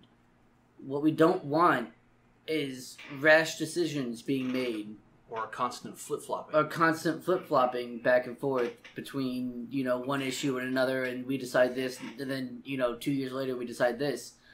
So I understand why that was done. However, that was done at a point where people didn't live usually past 50. So we have a little bit more of a lifespan. Now we have people living into their 80s and sometimes into their 90s, especially when when you have wealth. You have better health care. You're able to live longer. Or if you're that special exception where you live to be 116. Oh yeah. Well, see, but it is that what you're saying that points to the second ultimate flaw with it is that because of that, you don't want turnover because of potential flip-flopping back and forth on issues, that kind of thing. However, every sitting president, when they have the opportunity, attempts to use that very thing as a tool to further their own goals by using the Supreme Court as a tool, as opposed to, or their tool, as opposed to a function of a check and balance in the government. That its basis definition roots from. Right? So now it's all about, when any president, I ask this, why is he leaving? Is he leaving because he's ready and it's his time? Or has he been back-channeled and talked into leaving so that now we can see the Supreme Court? What everybody says in public is not going to matter. I'm talking about the back talk that goes on in politics. Who's come to? Is it possible that Trump or his organization has come to him and said, "Hey, why don't you step down and we'll do this, and then we can put somebody in play, blah, blah, blah." That would imply That's the a government is corrupt. Yeah, how dare you, sir? How Thank you. absolutely dare you? And I will go ahead and stand on that implication, and I will carry it proudly. So, first of all, he's, I believe, 81 years old.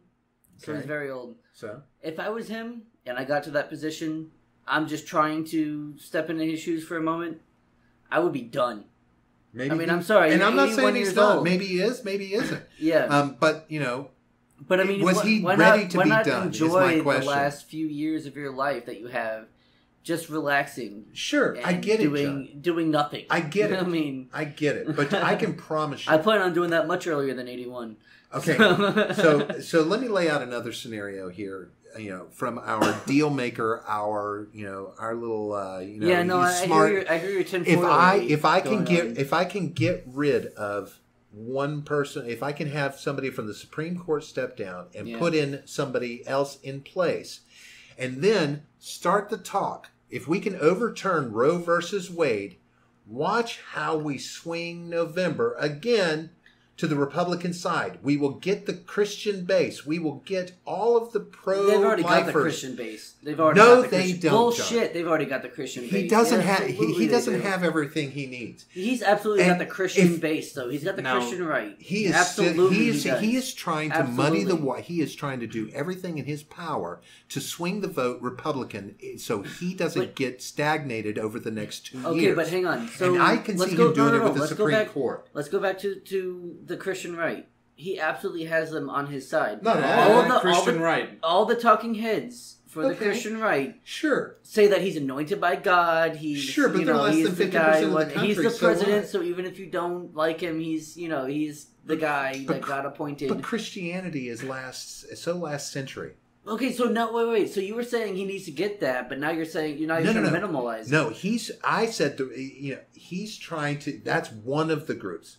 I started. But that's the biggest group that's going to support him. Is it really? They always support a Republican president, a nominee, every single time. If Trump wasn't there, it would have been Ted Cruz. Right, so he's But- pandering to every Republican out there that might not be on yeah, his he's side. playing the game. Right. He's playing the game And like why anybody wouldn't else he? would. Why wouldn't he use the difference is Supreme he's Court trying to as pretend part he's of not. that? That's the difference. Why wouldn't he use the Supreme Court as one of those pieces of that puzzle to do it in November? Absolutely, he could. Yeah, why But wouldn't it's he? to Why be seen wouldn't as he? First of too- all, Why wouldn't he? Yeah. Why wouldn't he convince a sitting Supreme Court justice to step down So behind the scenes? wait. So is there any evidence for that? That he's That- I'm not had saying- talks with Wild that guy? speculation Hold on, Yeah. from a magic 8 ball. Hold on, Yeah, hold I on, mean, hold Jesus, a on. wild I never speculation approached this. appears. I did not. I did not approach this in the very beginning. If we need to roll back, you'll hear me not. I didn't say this is what he's doing. I said I could see him doing this. Right, but you're trying to argue as though that is the case, and you're going from it from an ethical standpoint as if Because that is the too case. many other things are happening that are all pointing to the same thing. Him manipulating the American people to swing the vote in November, which he will then find some way to turn around and say that voter fraud exists and it's horrible. Even though we won, look at all this voter fraud, and he's still going to try and postpone the 2020 election I don't because he think he's damn gonna well do knows this. The end game. he won't win in 2020. Bullshit. He definitely will not gonna win in 2020. He's absolutely going to He win. can't go up against anybody and win unless you're And throwing listen, up I'm Now, not- idiots. now I it know- depends, I know because on if you this look show- at the hang history of the Democratic primary and their lovely processes, Yeah, oh my god. I mean, you saw what they did to Sanders. Yeah. I mean, And poor Bernie Sanders. Like, poor fucking Bernie Sanders. He didn't deserve what he got. Like, listen, I'm no big fan of Bernie Sanders, but He got shit did on. not. He did not He got deserve what shit he got. on. He got absolutely fucked. And the thing is, he actually had a real chance. Unlike Hillary, he had a real chance to beat Trump. but that's what they're going up against. Right. I mean, if you look So at you're this, going up this against this you're going up process, against people who are demonstrably corrupt. Obviously, the Republicans are as well. But as the election was going on, we saw more and more through like WikiLeaks and things like that the DNC is absolutely corrupt, and they will support the person that they want, regardless of whether or not they're going to win. and they were allowed to do that. And they were absolutely allowed to do that. There was nobody consequences. stepped in and said, "Hey, you The can't, only you consequence, can't do this." The only thing that happened was it's bad. What's her name? Debbie Wasserman Schultz Yes. stepped down as head of the DNC and then immediately became the head of Clinton's campaign. Yeah. So no consequence whatsoever. Of course She not. moved from being the head of the party and then being the head of the primary candidate's, campaign. But what is she doing now? Who fucking cares? She's rich Well, as fuck. She can. Is she can rich do as fuck politics with if no she wants. job? I mean, Yeah. I mean, Absolutely. that's- She was So- able to Oh, she's fade doing write a from book the now, focus. and she's Right. fucking good That forever. spotlight Like, is so intense for such a brief period of time, Right. but now that it's moved on to all these other critical It would- issues it that would she we can be- face, continue doing it what would- she was doing before. I guess it would Yeah, be there's no something if problem. any of these people felt shame. There's That's, no need. if No, they there's had no any room kind for of shame. decency enough to be shamed they by have their decency actions. enough to care about the children in cages. But No, not they don't. No, they decency don't. They enough don't to give a care fuck. about No, this. bullshit. I don't believe for a second they give a fuck about those kids. I don't believe for a second they care. But they said They're so on using it- Facebook. Of Oh, course both they They sides. did. said it. They Of put course it they in did. tweets. It was and on the they internet. put It on must their be true. profiles. It's on the internet. It must be You, true. you really think that somebody would just go on the internet and and tell lie. lies? No, never. Oh man, good meme. Absolutely. To me, it's I see all of these things. I see what the patterns he's setting. And so when I look at this and I know that this is his opportunity to make the world a better place for the Joe Blow Republicans out there, because now we have a Supreme Court that'll start overturning everything that they didn't like. That's all politics is. Yeah, no, I mean, what do you think would happen if the Democrats get but power? you know what it's not? I mean... It's not fucking America.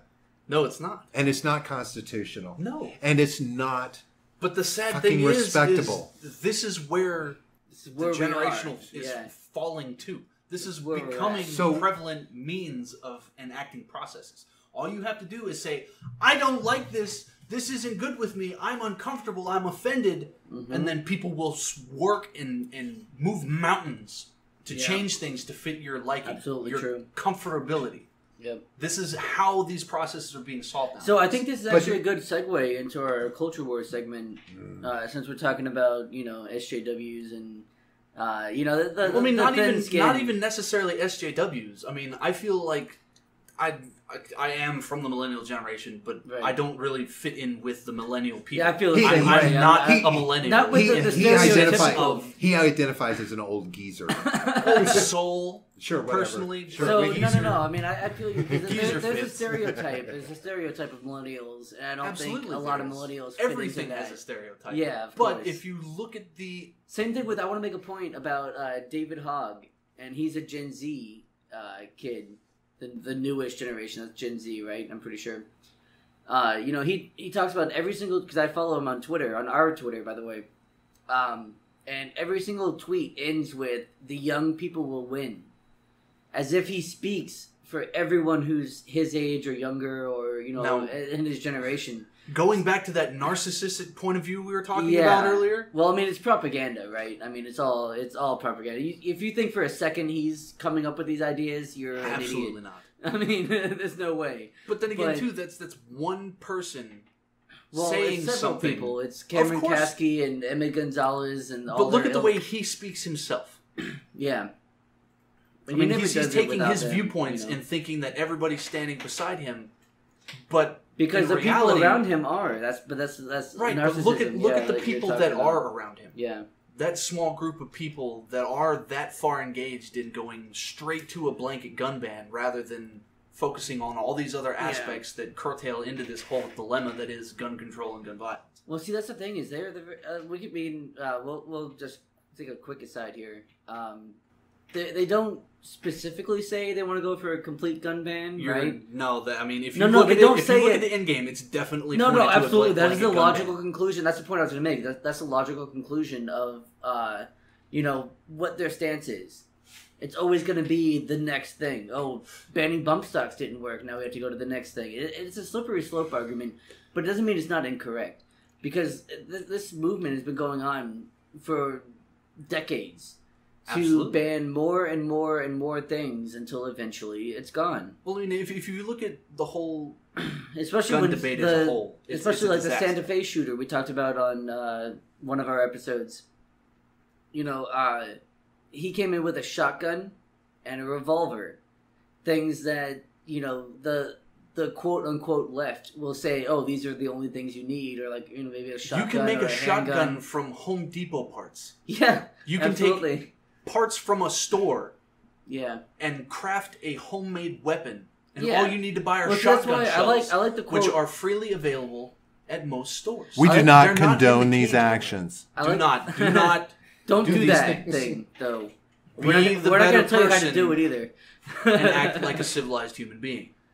But I like the quote, the decision to kill comes before the decision of what weapon to use. Absolutely. So if you want to kill someone, you're going to do it, no matter what. You can take away the AR-15s Yeah. and the assault weaponry. That's the thing or is the no one else is trying to military remove... grade weaponry. Oh, I know, fucking quotes. I mean, if you air look at- quotes all fucking day. Being yeah. a veteran myself, military grade isn't a good thing. And it's honestly laughable. I mean, because, man, just as any other government entity, it takes its ever-loving sweet time in enacting improvements. Yeah. But then again, with all the budget cuts to defense spending and the budget cuts to wait. Budget military cuts to spending as a defense. whole. Wait, didn't we from just... Obama's administration. Okay, I was going to say, because I'm didn't not we talking just about raise... now. Yeah, we just got a new raise in that. Yeah, so But that's all gonna, of these they're things going to be from feeling before. good about that then, yeah. I mean, but it's never a problem of defense spending as a budget level, but more the defense spending at a contract level. If you look at how much things cost to the military, it's an abused system. It's an extremely abused system. Boeing was under fire because they were selling bolts and screws that would normally cost pennies for dollars. Yeah. Things are marked up in the 100th percentile. Because you can. Because you can. Yeah, absolutely. Because these are the reliable contractors. These are the people who are set into this. Yeah. And I mean, a ladder, a 10-foot ladder that you could buy at a hardware store for $60 costs $700 for the military. It's a national stock number. It's a signed value. And a signed price for the military is $700. It's good for the economy, son. It's good for the economy. Well, I mean, in a way it is it not? I mean, they're getting way more money than they would get otherwise. But this is where that defense spending goes. Yeah, it's not a matter of, you know, ways. There's a lot of these shitload of the military's buying excess bullets for war. They're getting screwed on bolts and screws and brooms. All right. It sounds like they're making bad deals. It sounds like they need Trump. Wow. Anyway, let's move on to this. Right. I got to pee. So welcome let's to move the on to culture war. Welcome to the culture war. Here's a cup. Yeah, I mean, here's your weekly dose of the red pill here. No. So what we're talking about, and I'm gonna, this is gonna be probably a two-pointed conversation. So there's been an article that's hit. It's got a couple of different news sources have put it out. Nothing major. It's not like your big major networks. But anyway, it's talking about a Pennsylvania man who was arrested. He's 52 years old. He was being arrested for theft.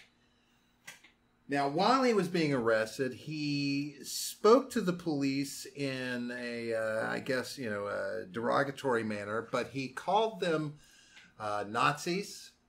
He called them skinheads, and he referred to them as the Gestapo. Yeah. Now, in Pennsylvania, apparently, they have a hate speech. It's not hate speech; it's hate crime. Hold on, a hate crime statute, which is different. that that apparently these police officers used to punish this gentleman. His name, I believe, was. Did they ever give his name? Yeah, they did. Robbie Sanderson. Yeah, there we go. So, what this law says, though, is that it is to deter. It's about deterring hate speech that is tied in with violence or intimidation. So, someone threatening, say, a race, and saying, I'm going to kill you black bitches, right? Yeah. You say something like that. That's using that hate speech as a threat, intimidation, that kind of thing. Right. But they have interpreted it in this case and others that if he calls them the Gestapo, if he calls them Nazis, that he's violating this law, and charged him with that along with theft. Mm-hmm. And this is not the first time that they've done this and used this law in that way. So the question is that not stomping on First Amendment rights? Absolutely it is. Absolutely. Even though he's in the process of being arrested. So is he giving up his right to free speech? But does that same speech that they're saying, was that causing harm? Was that intimidating anybody by just calling them names? I doubt it was intimidating anybody, especially because he was already either in handcuffs or, basically there.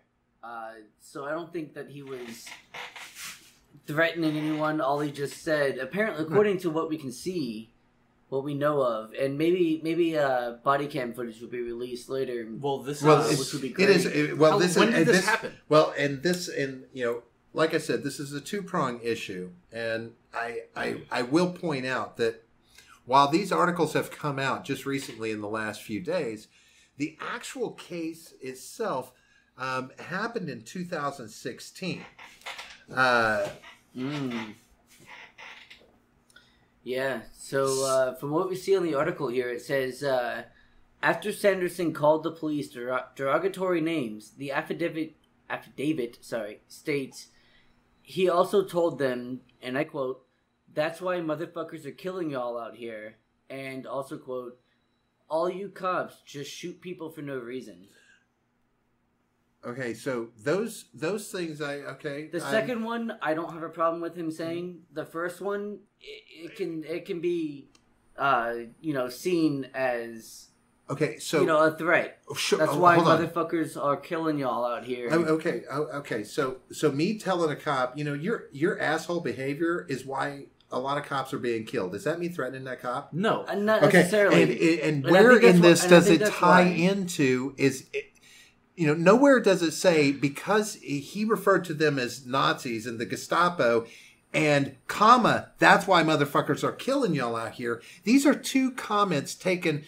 Who knows how much he was ranting and raving? But did he say a comma between them? Nobody we don't knows. know. Right. Right. This is that bias. This is where they're pulling. Right. They're decontextualizing the comment.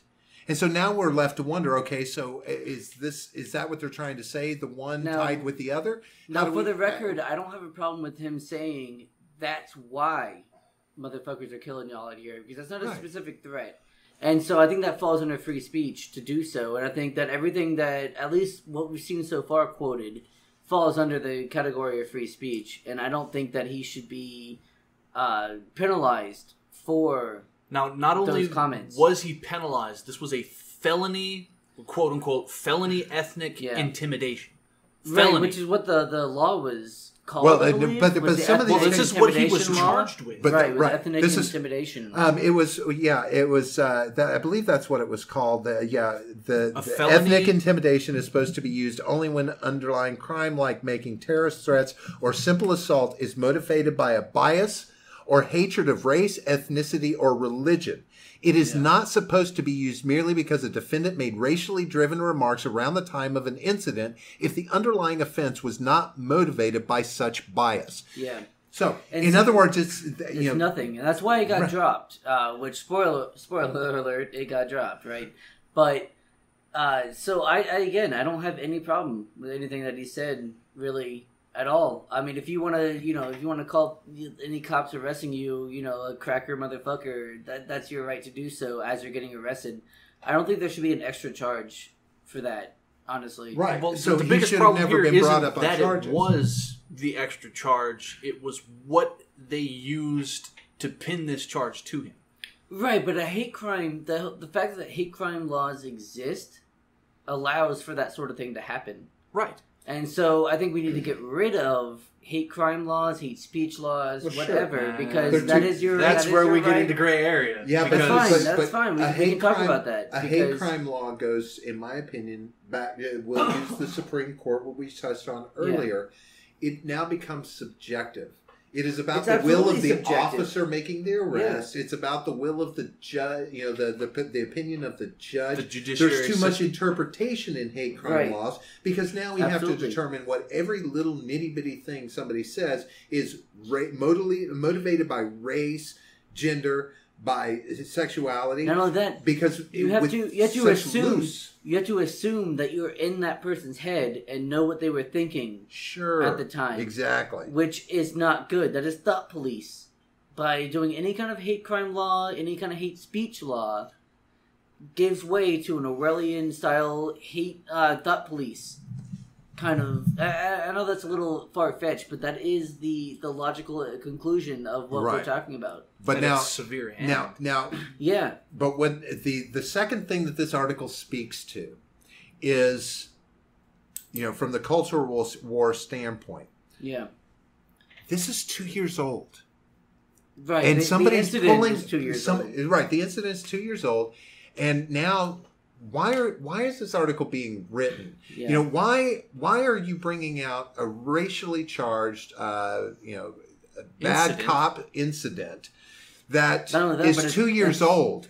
There's a political ideology being thrown in there, which is Nazism. You know, Well, they're saying, you know, you're Nazis or the Gestapo. But Right. I Will think you that's just explain name Gestapo calling. to us But idiot wait. millennials that aren't aware of Yeah, what because the I was Gestapo going to say, is? I'm pretty sure the Gestapo Mr. was Jen- Italian. Am I wrong? I in thought that? the Gestapo was. I'm pretty sure. Correct me if I'm wrong, but I thought the Gestapo said. was the basically the stormtroopers, the main German police, So I was the wrong. secret police of I Germany. was wrong. These were the Geheime guys. Staatspolizei. When That's right. when the regular military was leading the Jews to the concentration camps, it was the Gestapo Yeah. that was hunting them. Inglorious Bastards. Yep. Who's That's a seen it, good right? movie. Yeah, that was a Right? good movie. I like that movie. That was an example of the Gestapo hunting down German Jews Yeah. in the very opening, right? With Mhm. Christoph Waltz. That was them doing their job, and that's what they did. They hunted the rats. Exactly, They were yeah. the bad guys. They were the ones You who were put that going in to root triple out. brackets, right? Well, I Oh, mean, the if you rats, look at triple brackets. how a Yes. lot of these police are being treated like, Robert, I'll tell you and what that these means these, after. these Oh, I know newer what it is. aged hate crimes, as they're called. Yeah. I mean, if you look at both sides of the coins, you know, the young black men that are being killed by police, whether they be armed or unarmed, and vice versa, the police being killed by So- the people they're supposed to be protecting, whether it be white, black, Asian, Yeah. anybody. Police are being killed as a result of these Right. instances. Even if they're not necessarily guilty of Exactly. doing what they're accused of, which is But when just people killing call black for people this, wantonly I mean, in the streets. You know. But the difference So let me ask is you- the difference is though, and, you know, when with his reference to the Gestapo, and it's a totally irrelevant reference. I mean, this is just somebody throwing. I don't Yeah. think so. Hold on, this is somebody just throwing out some stuff, and the reason I say this is this: if you want to talk about Gestapo, Mhm. the closer thing to the Gestapo in this country would be ICE. Absolutely. Not our street cops. They're not being told to the greater extent. Their job is not to target those of an individual race or persuasion like the Gestapo was. So to correlate those two together is not valid because cops aren't the Gestapo. Right. They're not. Yes, there is an inordinate amount of black arrests by Yeah, there police are officers. yeah, However, there are also statistics that show a lot of that is due to the higher crime rate in black communities. Right. There are numbers Absolutely. there that can support Yeah. that, right? absolutely. So while, yes, it may seem like they are targeting, when someone robs a store, you don't go looking around at all the people that just walk down the street. You start by looking at the robbers. Yeah. Right? So if there's a crime in a black neighborhood, there's a good chance it was perpetrated by a black person. Right. You're not hunting blacks, you're hunting the The perpetrator. Correct. right? Yeah. And that's the difference. And so, no, it's not a correct correlation, but it was not used in a threat. And maybe you could try and train wreck it into intimidation, but when you got Even a group of so, cops taking you down, I don't think how so. intimidating I don't think- are you? yeah, I don't I right? mean, it's this was a intimidation 52-year-old anyway. man. Right. I don't This think it's wasn't intimidating, somebody was it? who was a Yeah. bodybuilder. This wasn't a group of people. It was a 52-year-old man And this wasn't who a guy with a shoplifted gun and, $100 yeah. worth of things. In my opinion, Yeah, I mean, he bringing deserves this- the misdemeanor. I think it is that shoplifting is, and Exactly. that's it. That's all And he that's it. deserved. But see, Now, whether or not the Maybe police were resisting if he was violent to being an him asshole, or like, he was that's it. struggling and proving a mean for them Yeah. to try to detain him more forcefully is to be seen because there's no body cam footage. Nobody was there and actually saw it happen. You had At the least two we don't sides know of if the there's story. not any body cam footage. we just it's don't- too haven't old looked to for it. know, right? We're a And- bit lazy and- here. We haven't looked for any evidence of body Right. cam footage. I mean, But- the ultimate but, point yeah. is this is regurgitating for rhetoric, for the sake of rhetoric. It's a narrative, to right? promote this narrative for That this black brand people of are social targeted justice and- warrior, so that we can keep racism a viable topic and Yeah. hate speech a viable Absolutely. topic, and get everyone to polarize on these two subjects and how we can fracture more. I don't agree with this kind of media. I don't agree with, this is a biased narrative in the simple fact that it is not just reporting. Why are you dredging up this from 2 years ago if there's not a narrative of, forcing this hate speech agenda? We talked about this off mic, but there's a possibility that it's just now coming to trial, right? And not that it excuses them bringing it up now, because I mean, obviously it's being dredged up as a one of those cases that come every once in a while or whatever. It wasn't a high profile case when it happened, so why is it being now is kind of the question. And the quick answer obviously would be for narrative.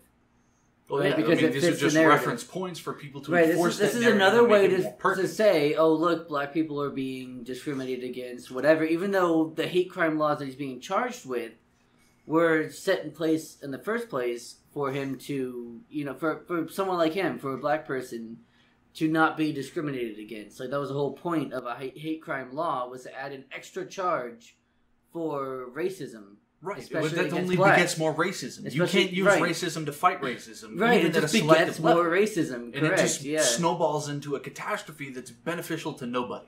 Because at the end of the day, people are getting shot and killed. Family members, it's beneficial to the postmodern narrative. It's absolutely beneficial to that, because now we can say, oh, look, here's another case of an innocent black man, being unfairly, represented, unfairly charged. Right. And so it's a good thing for them. They were dropped. The charges were dropped, which they absolutely should not have happened in the first place, but obviously since they did, they should have been dropped, and that's the right move to make, of course. Yeah. Because, I mean, like I said, I don't agree with any kind of hate speech or hate crime law. Because anytime you commit a crime against someone, for the most part, it's a hate crime. Whether they're, no matter what color they are. You being charged for a crime should not be committed, right? Should not be decided on whether or not it was some ethnicity or some religion or some sexual orientation. That should have nothing to do with it unless it was explicit. And even then, that's your right to, believe that. But if you if you assault someone who's gay, it should not hold a higher sentence than someone who is, if you attack someone who's not.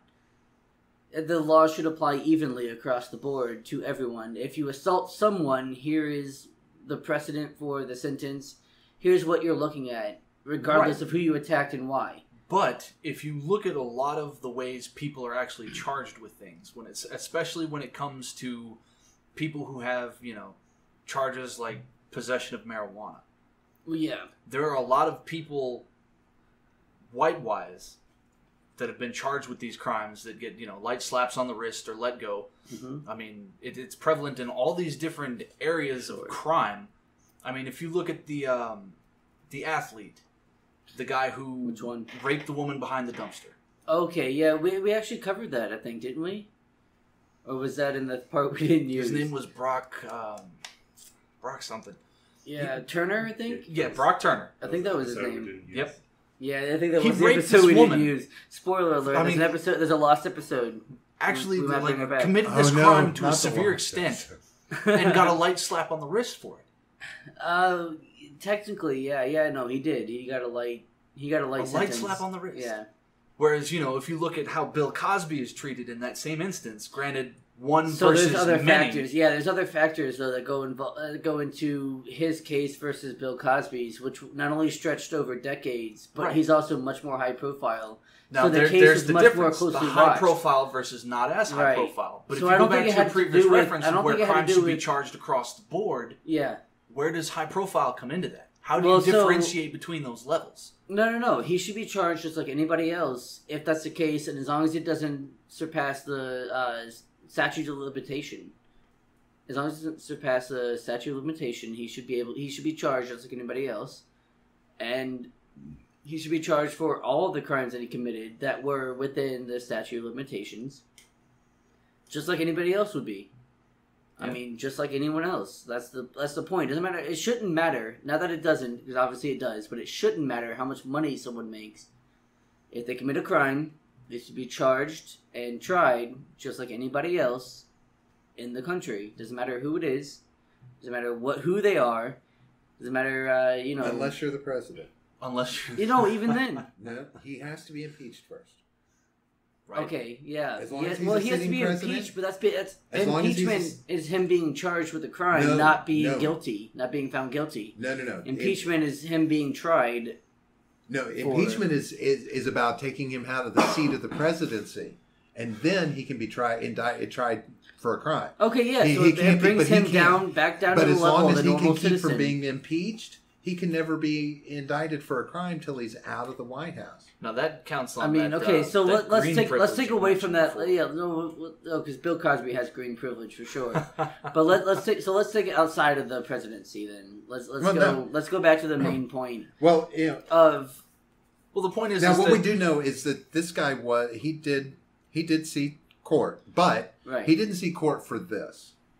Because whenever he went to court for the theft, he pled guilty to that and he got a year.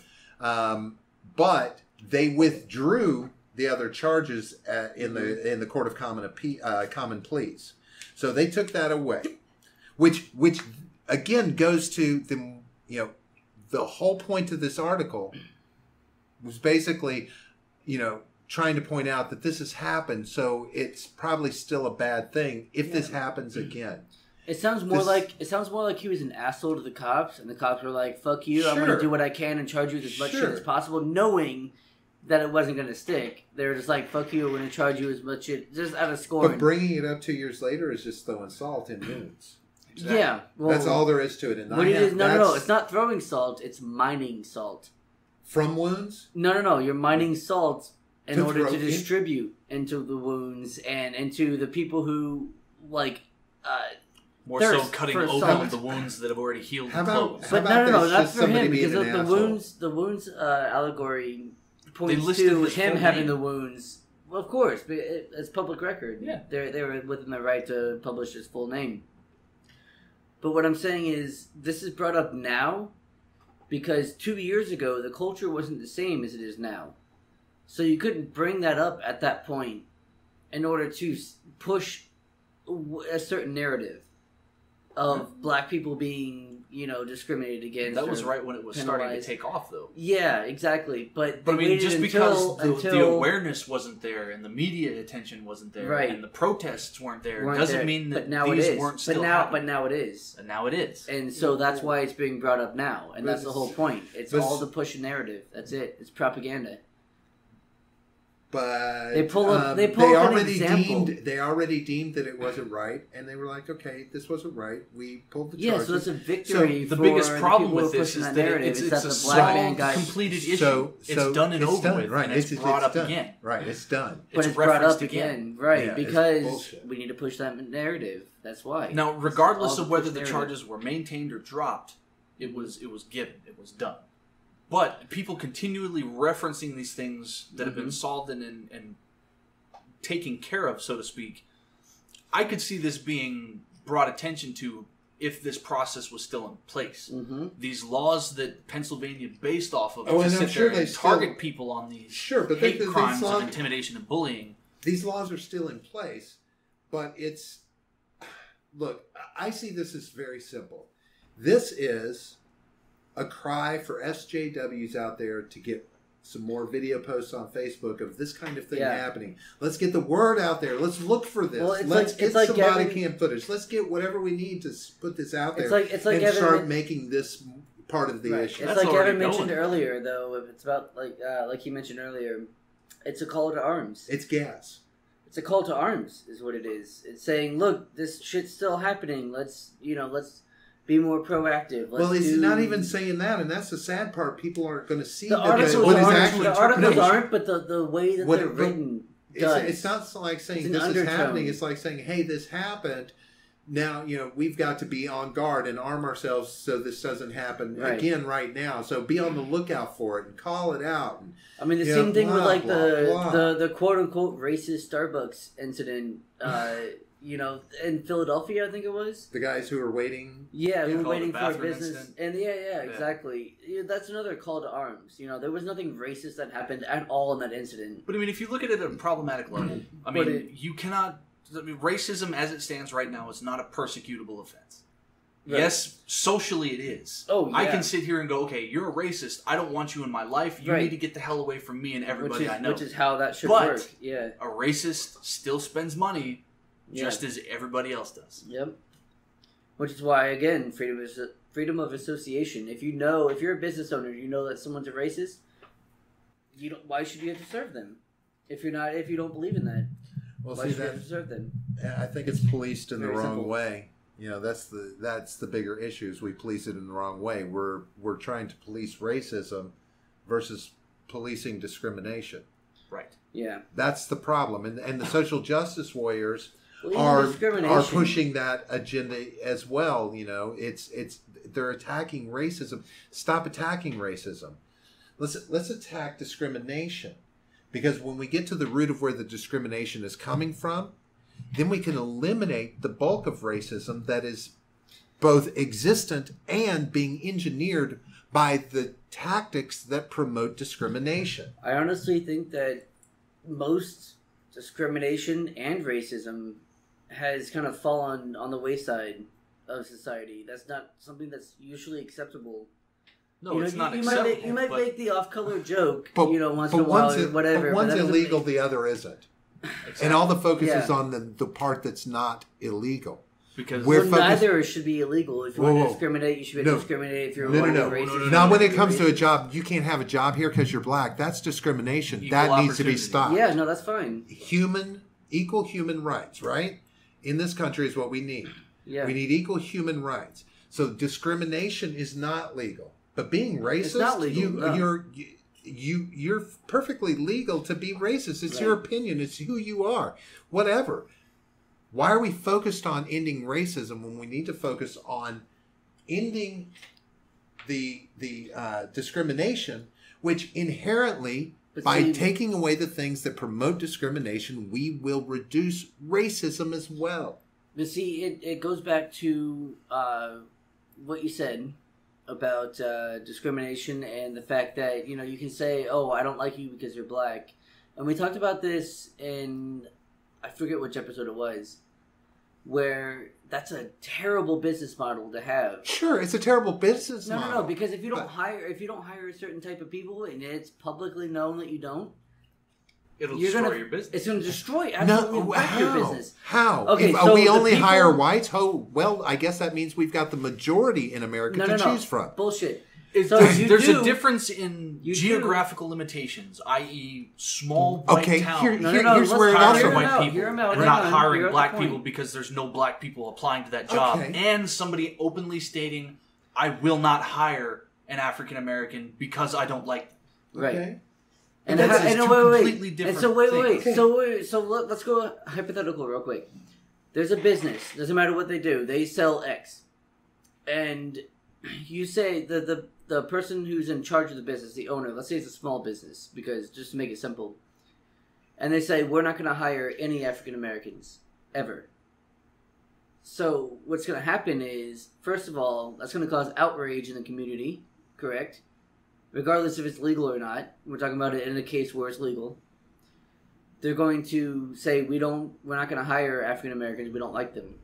So not only are African Americans going to not go to that business and John, buy their stuff, right? discrimination Wait, can't be legal. Wait. You can't Wait. legally discriminate. Wait. I know you can't. You shouldn't be able to. I'm saying you should be able to. No. Because it will wreck your business if you are, first of all. John, And I'm trying to make that point, but you won't let It me has finish. not wrecked a You single won't let me business in this finish. country for Bullshit, it hasn't. 100 years. Name one company that 100 has folded years. because they 100 discriminated years- and got called the out Civil on it. Rights Act, the Civil Rights Act came about in the 60s. So we've Okay. only had about 50 or 60 years, max. Okay, so That name you a can company say- in the last however many years, name a company that's gone under because they were known to discriminate. Name a company in the past Name- 60 years that's been known to discriminate. The most major businesses in this country have been sued for discrimination because it's against the law. They might have been sued for it. How many Okay, have... which means that One. What? And, okay, how many have won, and how much money has that cost them when they won? Oh well, I guess how do we I mean, do you qualify think they're going one away with no if consequence for at all? everyone that's settled out of court is a win for the company? That means it's also a discrimination win was for the allowed. Person. It's also a win for the person. If you- They all take their you- $20 million and fucking go skip to the bank. Are you kidding me? John, if Like, all that's they absolutely had what to you do is throw some money at it to make it go away through a settlement, it doesn't really matter. And That that didn't person lose is no longer anything. discriminated against, are they? That one person, but that doesn't mean it's not happening. Sure, no, it happens, but You it's a cannot treat it's a hiring terrible, people in it's this a country terrible like. business model. Again. Sure, it is. That doesn't mean jack squat, though. It does, because If the point I was trying to make was not only are the African Americans going to stop going to places that won't specifically hire African Americans, but white people or otherwise who are against discrimination will also not. Well, let me interject on this, right? So if Walmart was allowed to discriminate against employees based on their race, a company that is that massive and set in so many places, would that still be allowed? Would you feel that should still be allowed? I think it should be allowed, but I don't think they would do it. I think irrelevant it to whether they're allowed to or they choose to or not. Yes, allowing that to happen can then influence companies like that because people are people. People make decisions. Yeah, but whether or not it's a good thing or not, whether or not it's a good idea for Trump to say certain things, he still does. I understand. I can't imagine a huge company like Walmart discriminating against anybody. No, but you're opening it up as a possibility. Of course, so even if an idiot falls into that place and makes that decision... So you're talking about like a local manager, like a store manager, maybe. Yes, he has that power if they don't have the law against discrimination. He still has that power, does he not? Yes. But he still has that power. No, right now, as the laws exist, he still has that power. To discriminate? If he makes that decision, he will be fired. He can make up as long as he makes up a bullshit reason. Right. So the same thing is happening or able to happen. Right. So it goes on, but it's illegal. You can litigate against it. Right, but you can't prove it's your word against his, and you can't unless he says, "I'm not hiring you because you're black." He cannot then say that, "Oh, he didn't hire me because I'm black." He could come up with any number of excuses. The law does nothing. The law does nothing. This country was okay with doing it enough that they had to put rules into place to stop it, John. Right. That's the reason. And have the rules helped. Here's where the flaw in your thinking is. Have the rules helped? No. Okay, so we're in the same place we were in the 60s. It's just like when we talked about regulation. Just like we talked about dumping, the toxic chemicals. Mm-hmm. No, it doesn't stop everyone from doing it. But it doesn't mean there's not opportunity for people to stand up and fight against it when it happens. But the one fatal error in what you talk about is you don't factor in demographics, John.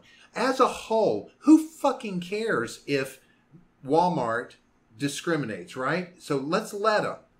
But on an individual, local level, if the demographics in an area say that Walmart is in an area of 60 to 90% white people. Let's just call it that 80% that I love. 80% of the residents in the community are white. They can fucking pick and choose who they want to hire because it doesn't matter if the 20% feel disenfranchised because they can't get a job at Walmart.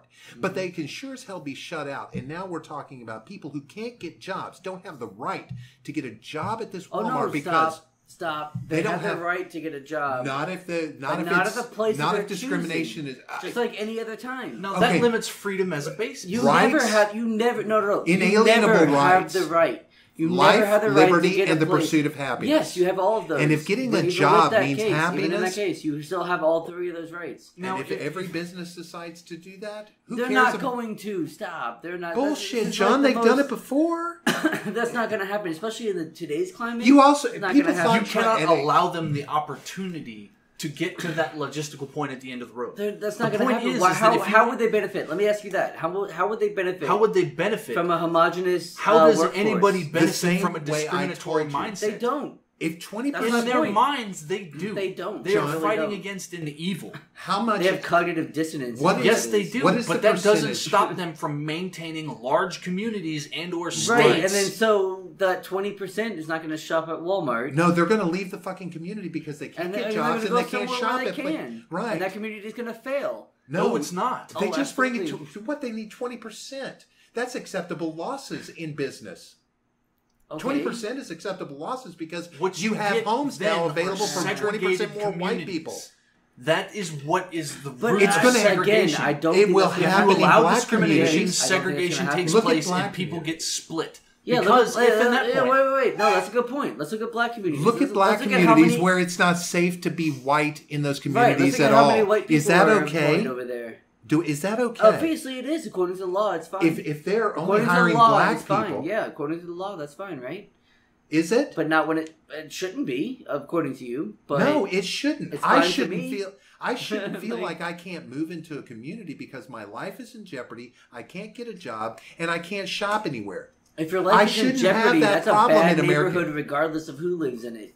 If your life is in jeopardy, so you're saying that it doesn't matter where it happens or how it happens. If it's not good for you, don't be there. But if it's Right. happening in if those you're in a communities, place where if it's you're in happening danger, you shouldn't be there. how can you say it's not going to happen Like- when it's happening in those communities all day long? Those companies are staffed by black people and they Yeah. serve only black people. So why is that not possible to happen in white communities, Hispanic communities, where we Okay, segregate ourselves so let and me tell still you- thrive? Let me tell you why it's not going to happen in white communities. It's because of white guilt. I don't That's a have big white reason. guilt. I don't either. But I don't persecute anybody. that is the thing about companies, is they're under that scrutiny that individuals are not. So they're going to have that social pressure that if you said something racist, and not that you would, but if you did, who's going to hear about it? Maybe, I mean, we have this YouTube channel, so maybe, a couple people might hear about it. But it has no effect on your actual community. Whereas someone who's a much larger entity, being a company of some sort, whether it be a large national company or a mom and pop, or Right. bookstore or something, you're gonna receive a lot more pressure to do the things that the community wants you to do. That's the thing. That's the important part. Is the community will put pressure. Whatever community you're in. Unfortunately, that's not the case anymore. And there But it it is. is. But it right. is. It So is the the- community it is will the put case. pressure, and if the community is a majority of Yeah. any specific race, Right. then that community can put racial pressure on the businesses and the hiring practices Mm-hmm. in their community to marginalize and ultimately drive out those that do not meet the majority They standards. could, but they're not going to. You say that. I do say that, But and I, I believe can that. tell you from personal experience with From you someone growing back involved with when you Walmart. growing up in the 30s, yeah. No, with personal experience with someone involved in Walmart and the practices of this company, the further you are away from Arkansas, the less of shit that company gives as long as money is coming. Wait, no. Walmart is the biggest hirer of any kind of minority, Right. any kind of disability. Hold on. They are the biggest. Because there's laws in place. No, because they're virtue signaling. No, because John. they're saying, look how great we are. Even though we John. fuck all the people, the distributors who give us our If you products, we knew fuck what them. goes on behind the scenes wait, in shut Walmart, up. you wouldn't be saying That's what I'm this. saying. I'm saying that right now. The people that they get their money, that they get the product from, they fuck them completely. But they come to the society and say, oh, look, we're hiring all these minorities. We're hiring these disabled Sure. people. Look how great we are. Because the It's law a says PR they should. thing. Sure. But no, on not the because local of the law. level, It's because it looks better on them than But it they is to ha- fuck third they- world countries and shit. John, it I looks can better on them I can promise to you. do it. They don't give a fuck about those people. You know don't what? even think that for a You second. know what the bulk of employees, the closer don't think that for a fucking second. They don't in the give a heart fuck of about their Arkansas, employees. I can promise you, racism lives in the heart of Arkansas. Oh my and God, I can yes. promise, Yes, it and does. the There's bulk lots of of no, people in the who heart of are- Arkansas being the home of Walmart. I'm talking about there is deep racism within the corporate structure of Walmart. The closer you get to the heart of the company. And there are very few minorities working for the heart of the company, the home office, because they are Do you white know that for a Christian fact? right. Do you know that for a fact? Do you have anything to back that up? Yes, I have my What? closest person in my life.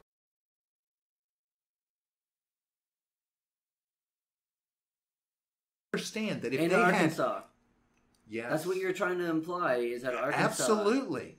I'm absolutely trying to imply that the diversity that company promotes is not happening at the core.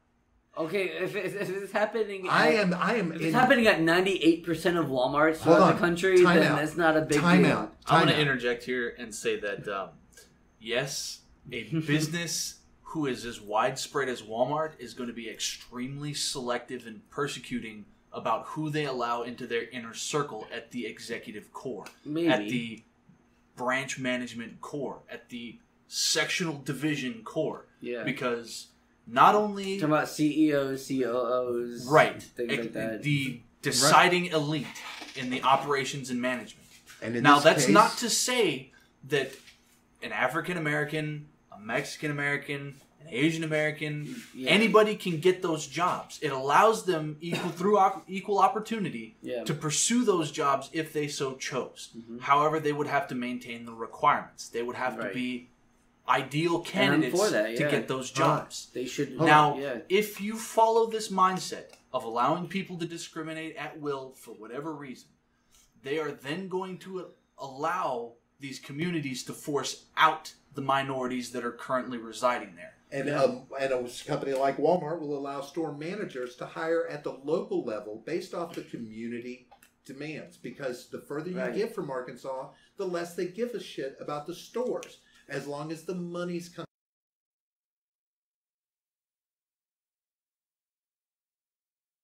Be free and open, then we'll see a dynamic in where people are hired. Mm-hmm. Right. And who's hired. I think those minority shifts might change a little bit. The biggest problem overall is that it encourages segregation. And that's something that we've always tried to get away from. That's the thing, is I don't think it actually encourages that. I think it discourages businesses from segregating. So and I'll agree to disagree. In the 60s, when the Civil Rights Amendment or Civil Rights Act was necessary, then it was fine. It was absolutely necessary then, because there were large swaths of people who were racist. There were large swaths of people who would not hire people and would support. Racist people out there right now? Not anymore. I really don't think so. Tell me about Texas. Tell me about Texas where you live. No. Texas is one thing. Hold on. No. This isn't 320 million people in the country. If I may. But look at Texas's size. If I may. No. Hold on. Texas also. This isn't about Texas as a state. This is about people as a whole. Okay. In all races, all colors, all backgrounds, all communities. Everybody is racist to an extent.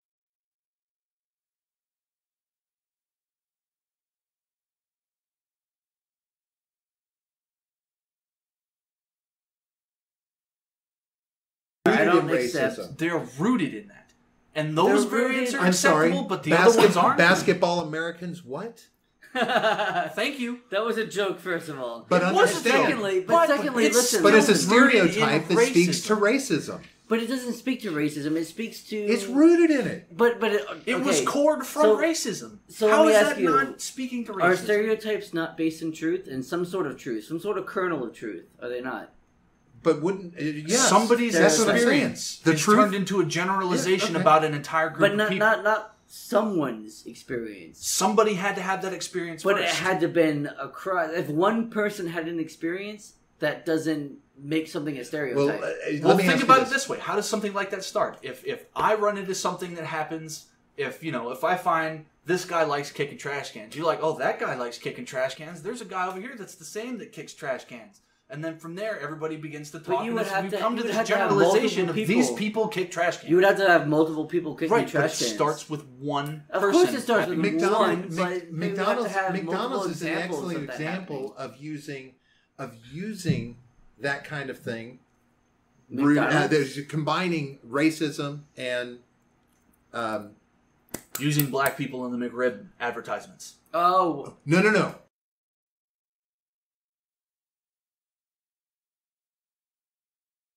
Together for the recent history. Black History Month is in February, and McDonald's has been rolling out the McRib, bringing it back during the month of February when it's Black History Month.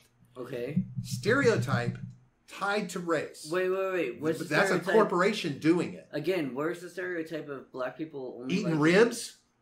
Black people love them ribs along with their fried chicken and watermelon. Loves ribs. God, have you never heard this? Everyone loves ribs. Did you First not? Of all, fuck you. Everybody fucking loves ribs. I fucking not love everybody ribs. loves ribs. Bullshit. I know name people one person who's not a vegan who doesn't love ribs.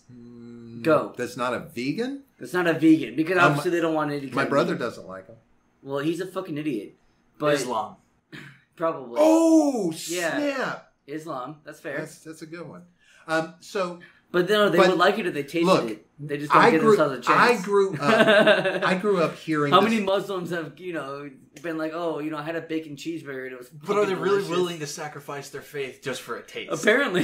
I mean, that's personal. Some of them are. But I mean, apparently. going back to the main point here is that I grew up with that stereotype, and that's a corporation. Yeah, using that stereotype to tie to racism of your generation. That is not the case nowadays, and that's my because we've transitioned it from that to watermelons or chicken and waffles. Because of we're using a different food now. It's changed. That doesn't change the stereotypes that are there, No, it doesn't change the stereotype. But first of all, also name somebody who doesn't like chicken and watermelon. there's quite a few people that dislike a lot of foods. But right, including black still people who wouldn't like chicken or watermelon. Okay, so let me It's ask irrelevant you to this. Exactly. It's So why is it irrelevant. considered a negative stereotype, John? Because it's used. What's in that negative way a lot about of the it? time. If everybody likes chicken If and it's waffles, if it's used that way, the reason Tied it's negative to- is because somebody took offense and called it a negative stereotype. Right. because it's typically tied to race, those kind, or well, yeah, gender, so they are. or They are. they are tied to something, some specific something. Bad women drivers. That's rooted in sexism, right? It is. I mean, yeah, it is. Yeah, but that's a sure. stereotype. Yeah, All so- of them are rooted in some sort of ism.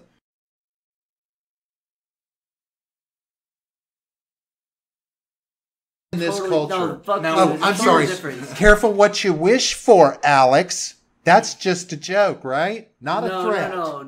That wasn't a joke. I didn't say it was a joke. But It's a there's warning, many not a interpretations joke. No, of it. Stop. You That's cannot. That's totally not a. Okay, There are people out here who take that viewpoint. If somebody's there are people out here offended- that take that and If they somebody's say that. offended, View it is it a outward. joke anymore, John? Mm-hmm. If someone tells you it's offending them that you're making that joke and you keep making that joke, are you offending You're or an are you asshole. just joking? Both. It's You are bullshit. doing both. No, then you use it as And a then- tool and you know to what? offend. But You know what? here's If the someone biggest doesn't problem. like Hold on, that hold you're on. doing that, If I may, They don't You have to cannot- associate with you. you cannot tell somebody how they're allowed to respond to something like that. You cannot tell them, Right. "Oh, I'm That's what I'm joking. trying You to say. shouldn't take offense." No. You can't tell them. I'm not telling that they you you can't shouldn't take be offense. hurt I'm not or- saying that. I'm not saying you can't. But regardless of whether you take the stance of, "Oh, it was a joke," it doesn't mean anything. I didn't do anything wrong because it was a joke. That's the the problem. stance. That's the problem. Is You know, that you offended somebody, that means you did something wrong. No, that's not true. In their that's not eyes, fucking true. Anybody, yeah, perception their eyes, is you can't reality. tell no, them how bullshit. they're allowed to Perception feel. is reality. Do you Perception perceive it is as a joke and 100% non-offensive? reality. I That's do, your but it's- perception. But it's not necessarily. That's the your reality. But that's is- for somebody else. Everybody No, that's makes bullshit. their That's own such bullshit. perception of these things. Is- People have their own core values and their Is beliefs. humor subjective or Humor is objective? No. extremely Humor is subjective. absolutely subjective. Then there And you go. perception is That's reality. perception That's is not- reality. No, That's It's exactly what that absolutely. is. You know, we'll get into this into that discussion deeper. I think in another episode because I really want to go really deep into it, and we've already been going for quite some time. Yeah. But All right. no, we will definitely get into this because this is something I really want to delve into. So, folks, we're gonna end on that high note. And listen, if you like what you're hearing, could you do me a favor? Can you reach over there and hit that subscribe button, hit that like button, reach out there, blast it on Twitter, throw it out there on Instagram, write a letter to an email to your grandmother, and then write a letter to your congressman. Make sure we get people involved in this discussion. We want everybody out there talking about the same things that we're talking about here. We've had Gavin here tonight. He's been a great help to us. We are going to continue this conversation. We're going to keep talking about these things. Reach out to us, leave some comments, and let us know what you think. Have yourselves a good night. We're going to keep talking.